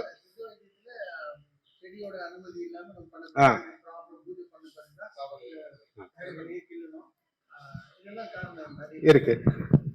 இப்ப இருக்கிற காலகட்டத்துக்கு இதெல்லாம் அவசியமான்றத பத்தி எல்லாம் கொஞ்சம் விளக்காம ஐயா அவர்கள் நீங்க சொன்னீங்கன்னா கொஞ்சம் நல்லா இருக்கும். எங்களை மாதிரி இருக்க புதுசா வரவங்களுக்கு அது கொஞ்சம் நல்லா இருக்கும். வாழ்க வளமுடன். சந்தோஷம் சார், தேங்க்யூ நன்றி. அப்படியே சந்தோஷம் சார், சந்தோஷம் சார். இப்போ வந்து பரிகாரம் என்பது என்ன அப்படின்னா நல்லா பாத்துங்க. பரிகாரம் வந்து mutual understanding, that is the பரிகாரம், வேற ஒண்ணுமே கிடையாது. நீங்க இந்த பரிகாரம் பண்ணா இது தீந்துரும், அந்த பரிகாரம் பண்ணா தீந்துரும் சொல்றதுலாம் உண்மை இல்லை கண்டிப்பா. அப்ப பரிகாரம் என்பது அப்படி இருந்தா ஏன் பரிகாரம் அனுப்புறோம் அப்படின்னா, அவன் போகும்போது அவனுக்கு அந்த சிந்தனையில வந்து சிரத்தை வேணும். இப்போ ஒரு கல்யாணம் பண்றதுக்கு இப்போ வந்து நவகிரகத்தை 9 சுத்து டெய்லி போய் ஒரு 10 நாளைக்கு சுத்திட்டு வாங்க அப்படின்னு சொன்னோம்னா, அந்த 10 நாள் அவன் சுத்தும் போதும் அவன் சிந்தனை வந்து நமக்கு கல்யாணம் ஆகணும், நம்ம பொண்ணு கல்யாணம் ஆகணும், நம்ம பிள்ளை கல்யாணம் ஆகணும்னு அந்த சிந்தனை ரீகாலிங் பண்ணும். எதை வந்து நம்ம ரீகாலிங் பண்றோமோ அந்த ரீகாலிங் வந்து நமக்குள்ள நுழைஞ்சி நமக்கு வந்து ஒரு ஊக்குவிக்கும். அதுதான் பரிகாரமே தவிர வேற ஒண்ணும் இல்லை. அப்புறம் வந்து பரிகாரம், இப்போ கலத்திர தோஷம் இருக்கு, காளேஸ்வரி போய் பரிகாரம் பண்ணுங்க, ஸ்ரீநாகேஸ்வரம் போய் பரிகாரம் பண்ணுங்க, திருநாகேஸ்வரம் போய் பரிகாரம் பண்ணுங்க அப்படின்னு நம்ம ஏன் சொல்றோம்னா, அதுவும் தேவைதான். அது பரிகாரத்தால செய்யப்படல, ஆனால் அவனுடைய சைக்காலஜிக்கலா அது வேலை நடக்குது கண்டிப்பாக, இல்லைன்னு சொல்ல முடியாது. ஏன்னு கேட்டீங்கன்னா, திருநாகேஸ்வரமோ காளேஸ்வரியோ போகும்போது ஒரு 30 வயசு பையன் பரிகாரத்துக்கு போறான், நமக்கு கல்யாணம் ஆகலைன்னா அங்க போய் பார்த்தா 40 வயசு பையன் உட்காந்துருப்பான், 45 வயசு பையன் உட்காந்துருப்பான், 50 வயசு பையன் உட்காந்துருப்பான் கல்யாணத்துக்கு. அதெல்லாம் பார்க்கும்போது நாம பரவாயில்ல, நமக்கு ஒண்ணும் பிரச்சனை இல்லை அப்படின்னு அந்த மனசுல வந்து ஒரு தெம்பு ஏற்படுது. மனசுல தெம்பு ஏற்பட்டா முகத்துல பூரிப்பு வரும். முகத்துல பூரிப்பு வந்தா செய்யக்கூடிய காரியங்கள் கரெக்டா இருக்கும். செய்யக்கூடிய காரியங்கள் கரெக்டா இருந்துச்சுன்னா கண்டிப்பா அவனுடைய ஒர்க் வந்து சக்சஸ். அப்போ வந்து பரிகாரம் ஒர்க் அவுட் ஆகுது. அப்போ பரிகாரம் எப்படி ஒர்க் அவுட் ஆகுதுன்னா இப்படிதான் ஒர்க் அவுட் ஆகுது. இப்போ மகாலிங்கேஸ்வரர் வந்து ஏன் நம்ம கும்பிடுறோம் அப்படின்னா, கண்டிப்பா இங்க வந்து ஒரு சாந்தி பெறுது, இப்போ ஒரு மகிழ்ச்சி கிடைக்குது. மகிழ்ச்சி எங்கெங்க இருக்கிறதோ அங்கதான் நம்ம போறோம். ஒரு சிகரெட் பிடிக்கிறோம், மகிழ்ச்சி இருக்கு, ஏன் பிடிக்கிறோம்? மகிழ்ச்சி இருக்கிறதுனாலதான் பிடிக்கிறோம். தண்ணி போடுறோம், மகிழ்ச்சி இருக்கு, ஏன் தண்ணி போடுறோம்? மகிழ்ச்சி இருக்கிறதுனாலதான் போடுறோம். அதே மாதிரிதான் எதுல நமக்கு மனது ஈடுபடுகிறதோ அந்த செயலை செய்யும் பொழுது கண்டிப்பாக ஒரு மகிழ்ச்சி கிடைக்கும். மகிழ்ச்சி கிடைச்சா நம்மளுடைய எண்ணங்கள் கோயின்சைட் ஆகும். கோயின்சைட் ஆச்சுன்னா சக்சஸ் கண்டிப்பாக வரும். இதுதான் பரிகாரம், வேற ஒண்ணும் இல்லை. அப்போ பரிகாரத்துக்கு எண்ணெய் தீபம் போடுங்க, அந்த போடுங்க, இது போடுங்க, இதெல்லாம் சொல்லலன்னு வச்சுக்கோ, பாமர மக்களுக்கு இதெல்லாம் புரியாது. கண்டிப்பா அவனுக்கு வந்து எப்படி சைக்காலஜிக்கலா உனக்கு எனக்கு என்ன மென்டலா நான் சைக்காலஜிக்கலா ட்ரீட்மெண்ட் கொடுக்குறியான்னு கேட்பான். கிடையாது. நீ அங்க போயிட்டு இங்க கோயிலை சுத்தும் போது பலதரப்பட்ட மக்களுக்கு இருக்காங்க. இப்ப கணவன் மனைவிக்குள்ள தகராறு வருது அப்படின்னு வச்சுங்க, அதை எப்படி தீக்கிறது? ஒரு 9 டெய்லி ஒரு 48 நாள் சுத்தி வாங்க அப்படின்னு சொன்னோம்னா, 48 நாள் சுத்தி வரும்போது இந்த கோயிலை சுத்தும் போது இதுல பலதரப்பட்ட கணவன் மனைவிகள் வருவாங்க, அடிச்சுக்குவாங்க, புடிச்சுக்குவாங்க, கொள்ளுவாங்க, இதெல்லாம் கண்ணால பாப்பாங்க. அதுக்கு நம்ம கணவனே பரவாயில்லையே, நம்ம மனைவியே பரவாயில்லையேன்னு, அதுக்கு பரவாயில்ல இது, அதுக்கு இக்கரைக்கு அக்கறை பச்சை அப்படின்னு அந்த சிந்தனை வரும். அப்ப வந்து நம்ம கணவனை நம்ம பாராட்டுவோம். அப்ப வாழ்க்கை வந்து பிரச்சனை இல்லாமல் போகும். இதுதான் சார். அப்ப வந்து எதுக்குன்னா மக்களுக்கு அவேர்னஸ், நாலேஜ வந்து இருட்டில் இருக்காங்க, இருட்டில் இருக்கிறவங்கள வெளிச்சத்துக்கு கொண்டு வர்றதுக்கு தான் இந்த பரிகாரம், வேற ஒண்ணும் இல்லை. அது பரிகாரத்தை வந்து பரிகாரம் பண்ணிட்டா முடிஞ்சிடுமா அப்படின்னா எதுவும் முடியாது. அரசியல் தலைவர்கள்லாம் பண்ணாத பரிகாரமா நம்ம பண்ண போறோம், ஜெயலலிதா பண்ணாத பரிகாரமா நம்ம பண்ண போறோம். அப்போ எப்படி இருந்தாலும் இப்ப அந்த கர்மா என்கிற விதியை வந்து நம்ம மாத்த முடியாது. ஊழ்வினை ஊட்ட வந்து உறுத்தும் அப்படின்னு சிலப்பதிகாரத்துல சொல்லியிருக்கான். அப்போ நல்வினை தீவினை, தீதும் நன்றும் பிறர் தர வாரா, கணியன் பூங்குன்றனார் சொல்லியிருக்காரு. அப்போ வந்து எதுவுமே வந்து நல்லதோ கெட்டதோ, நமக்கு இந்த உலகத்துல இந்த பொண்டாட்டி தான் வந்தான்னா அந்த பொண்டாட்டி தான் வரும். ஏன்னா அதுதான் நம்மளுடைய கர்மா. நாம என்ன கொடுத்து வச்சிருக்கிறோமோ அதுதான் நமக்கு திருப்பி வரும். இப்ப நம்ம அன்பை செலுத்தணும்னு வச்சுங்க, நீங்களும் என் மேல அன்பு செலுத்த போறீங்க. நான் கோபமா இருந்தேன்னா நீங்களும் என் மேல இவனா இங்க வந்து தொல்லை கொடுக்குறான்னு நீங்களும் கோபத்தை வெளிப்படுத்துவீங்க. அப்போ நம்ம என்ன கொடுக்கிறோமோ அதுதான். வினை விதித்தவன் வினை அறுப்பான், திணை விதித்தவன் திணை அறுப்பான். அதனால நம்ம எப்பிறவிலையோ செய்த பிரச்சனைகள் எவ்வளவு இருந்தாலும் இந்த பிறவில நம்ம சஞ்சித கர்மாக்களை அழிக்க வேண்டும்னா சாம்பவி தீட்சைன்னு ஒரு தீட்சை இருக்கு. அப்ப குருநாதர் பார்த்தாருன்னா போதும் பஸ்பம் ஆயிடுவான். அப்ப சாம்பவி தீட்சை கேள்விப்பட்டிருப்பீங்க. சாம்பவி தீட்சையில குருநாதர் பார்த்த பார்வையில சிஷ்யன் பஸ்பம் ஆகணும். அப்ப பஸ்பம் ஆகிறதுக்கு எதுக்குள்ள தீட்சை வாங்கணும்? குருநாதர் மூஞ்சிலே பார்க்க கூடாது பாருங்க. அப்படி கிடையாது. நம்மளுடைய கர்மம் கழியுது. கர்மா கழிஞ்சிச்சுன்னா இறைவனை ஒப்பு மலவரி பாகம், அதுதான் நம்மளுடைய சிந்தனை. அப்போ இதெல்லாம் போனோம்னா என்ன நடக்குதோ நடக்கட்டும், எல்லாம் சிவார்ப்பணம் அப்படின்னு சொல்லிட்டு போனோம்னா ஒரு கர்மாவும் நம்மள பாதிக்காது அப்படின்னு அர்த்தம். சோ இதுதான் பரிகாரத்தினுடைய தாற்பயம். பரிகாரம் என்பது பரிகாரம் போய் தான் பரிகாரம் பண்ணணும்னு இல்லை. நம்ம மனசை வந்து செம்மைப்படுத்தினா பரிகாரம். அந்த மனம் அது செம்மையானால் மந்திரம் ஜபிக்க வேணாம். அப்போ மனம் செம்மையாகிற வரைக்கும் மந்திரம் கண்டிப்பா ஜபிச்சாகணும். அது வரைக்கும் இல்லைன்னா அது ஒர்க் அவுட் ஆகாது. அதே மாதிரி நம்ம சிவன், இவர் தான் சிவன், அங்கிங்கனாதபதி எங்கும் நீக்கமர நிறைந்திருக்கும் எம்பெருமான் சிவன் இருக்கிறாருன்னா இங்க மட்டும்தான் இருக்கிறாருன்னு நீங்க நினைச்சீங்கன்னா அது தவறு. அவரவர் உள்ளத்துல இருக்கிறார். அப்போ கண்டதெல்லாம் சிவம். ஒரு கதை ஒண்ணு சொல்றேன் பாருங்க. ஒரு 2 பேர் ரோட்ல சண்டை போட்டுக்கினாங்க. அதை ஒரு சாமியார் வந்து பார்த்தாராம். பார்த்த உடனே சண்டை போட்டுங்க. போலீஸ்காரன் வந்தான். யார் பார்த்துட்டு இன்னத்துக்கு இவனுங்க சண்டை போட்டுருக்கானுங்க, இந்த போலீஸ் இவர் தான் சாமியார் தான் பார்த்தாருன்னு. சரி, அவர் பிடிச்சி விசாரிக்கிறானா. அவர் வந்து அதை பார்த்தாலும் சிவமாவே அவர் கண்ணுக்கு தெரியுது. அவர் சொன்னாரு, இச்சிவத்தை அச்சிவம் சிவ, அச்சிவம் இச்சிவத்தை சிவசிவ, இச்சிவம் அச்சிவத்தை சிவ சிவ சிவ அப்படின்ட்டார். சிவத்தை தவிர வேற எதுவும் பேசல. அப்போ சிவம் என்றால் என்ன இதுலயே புரிஞ்சு போச்சு இல்லையா? அப்போ நம்ம என்ன நினைக்கிறோமோ அதுதான் நாம போவோம். நாம வந்து ஜமீன்தார்னு நினைச்சோம்னா நாம ஜமீன்தார் தான். நம்ம ஓட்டாண்டின்னு நினைச்சோம்னா ஓட்டாண்டி தான். ஜோதிடத்துல வந்து கோட்டீஸ்வர யோகம்னு ஒரு பெரிய ராஜயோகம் இருக்கு. கோட்டீஸ்வர யோகம். கோட்டீஸ்வர யோகம் அதை வந்து 2ஆ டிவைட் பண்றோம். ஒண்ணு, எல்லாம் இருந்தும் ஆண்டியாக இருப்பது, எதுவுமே இல்லாமல் ஆண்டியாக இருப்பது. இதுதான் கோட்டீஸ்வர யோகத்தினுடைய நிலை. பெரிய கோட்டீஸ்வரன் கண்டிப்பாக எதையும் அனுபவிக்க மாட்டான், நிச்சயம். இதுதான் உண்மை. அப்போ பெரும் சாமியாரா இருந்தாலும் அவன் மனசுக்குள்ள கோட்டீஸ்வரன்.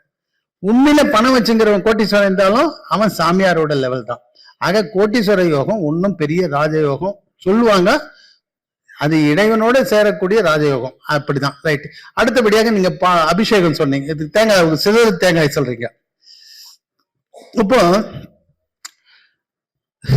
இப்போ யாகம் நடத்துறோம். யாகத்துல பட்டு புடவைலாம் அப்படியே தூக்கி போடுறாங்க.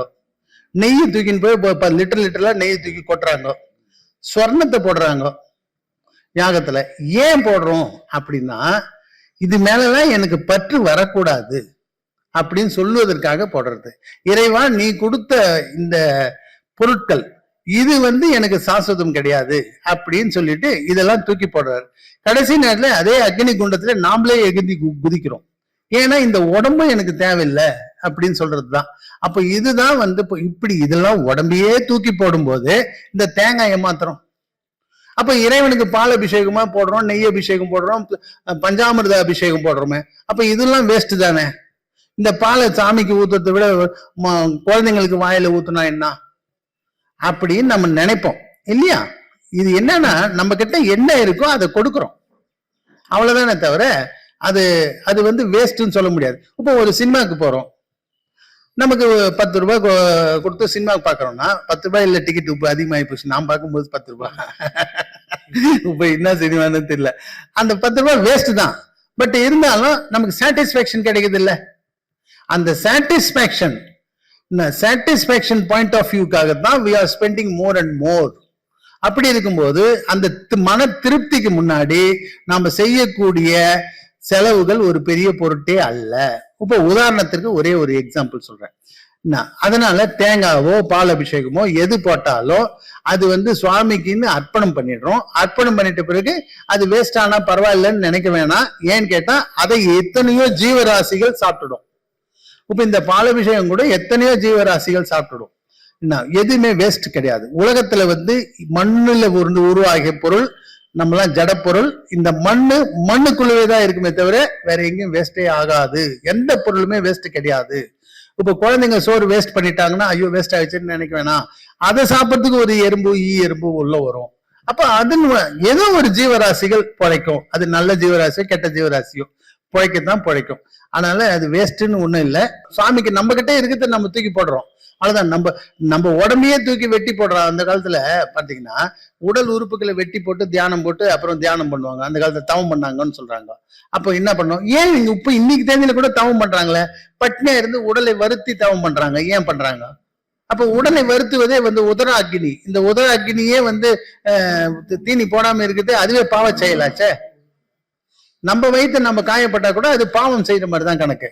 அதனால அதெல்லாம் கம்பேர் பண்ணும்போது இது பரவாயில்லன்னு தான் என்னுடைய கருத்து. எதுவுமே வீண் இல்லை. ஏதோ ஒரு ஃபார்ம்ல மறுபடியும் ரீசைக்ளிங் பின்னா போயிடுது ஆட்டோமேட்டிக்கா. நம்ம சாப்பிடுற பொருள் நம்ம என்ன அதை பட்டினத்தார் சொன்ன மாதிரி நின்னை சாப்பிட்டவை அனைத்தும் நீ சாப்பிடுவாய், நீ சாப்பிட்டவை அனைத்தும் உன்னை சாப்பிடும் சொன்னாரு. அதே மாதிரிதான் நாம என்ன சாப்பிடுறோமோ அது வந்து நம்மை சாப்பிடும். நம்ம சாப்பிடுறது நம்ம மறுபடியும் அதை சாப்பிடுவோம். இது ரீசைக்ளிங். இது வந்து வேர்ல்டுல இதுதான் நடக்கும். வேற ஒண்ணுமே இல்லை. இப்ப அது மாதிரி எல்லாம் இறைவன் கொடுத்தது. நம்ம என்ன இருக்கிற வரைக்கும் என்ஜாய் பண்ணணும். தனு கரண போன போகம். இந்த என்ஜாய்மெண்ட்லாம் இங்க எவ்வளவு maximum as much as possible enjoy பண்ணுங்க. சந்தோஷமா மத்தவனை தொல்லை கொடுக்காம என்ஜாய் பண்ணுங்க. என்ஜாய் பண்ணிட்டு நல்லபடியா சாப்பிடுவோம். நல்லபடியா மேல போவோம். அவ்வளவுதான். ஜாலியா வேற்றாகி விண்ணாகி நின்றாய் போற்றி, நீலாமே ஆளெம்மை கொண்டாய் போற்றி, ஊற்றாகி உள்ளே ஒளித்தாய் போற்றி, வாவாது சத்தத்து ஒளியே போற்றி, ஆற்றாகி அங்கே அமர்ந்தாய் போற்றி, ஆரங்கம் நல்வேதமானாய் போற்றி, காற்றாகி எங்கும் கலந்தாய் போற்றி, கைலை மலையானே போற்றி போற்றி. சிவாய நம. திருச்சிற்றம்பலம்.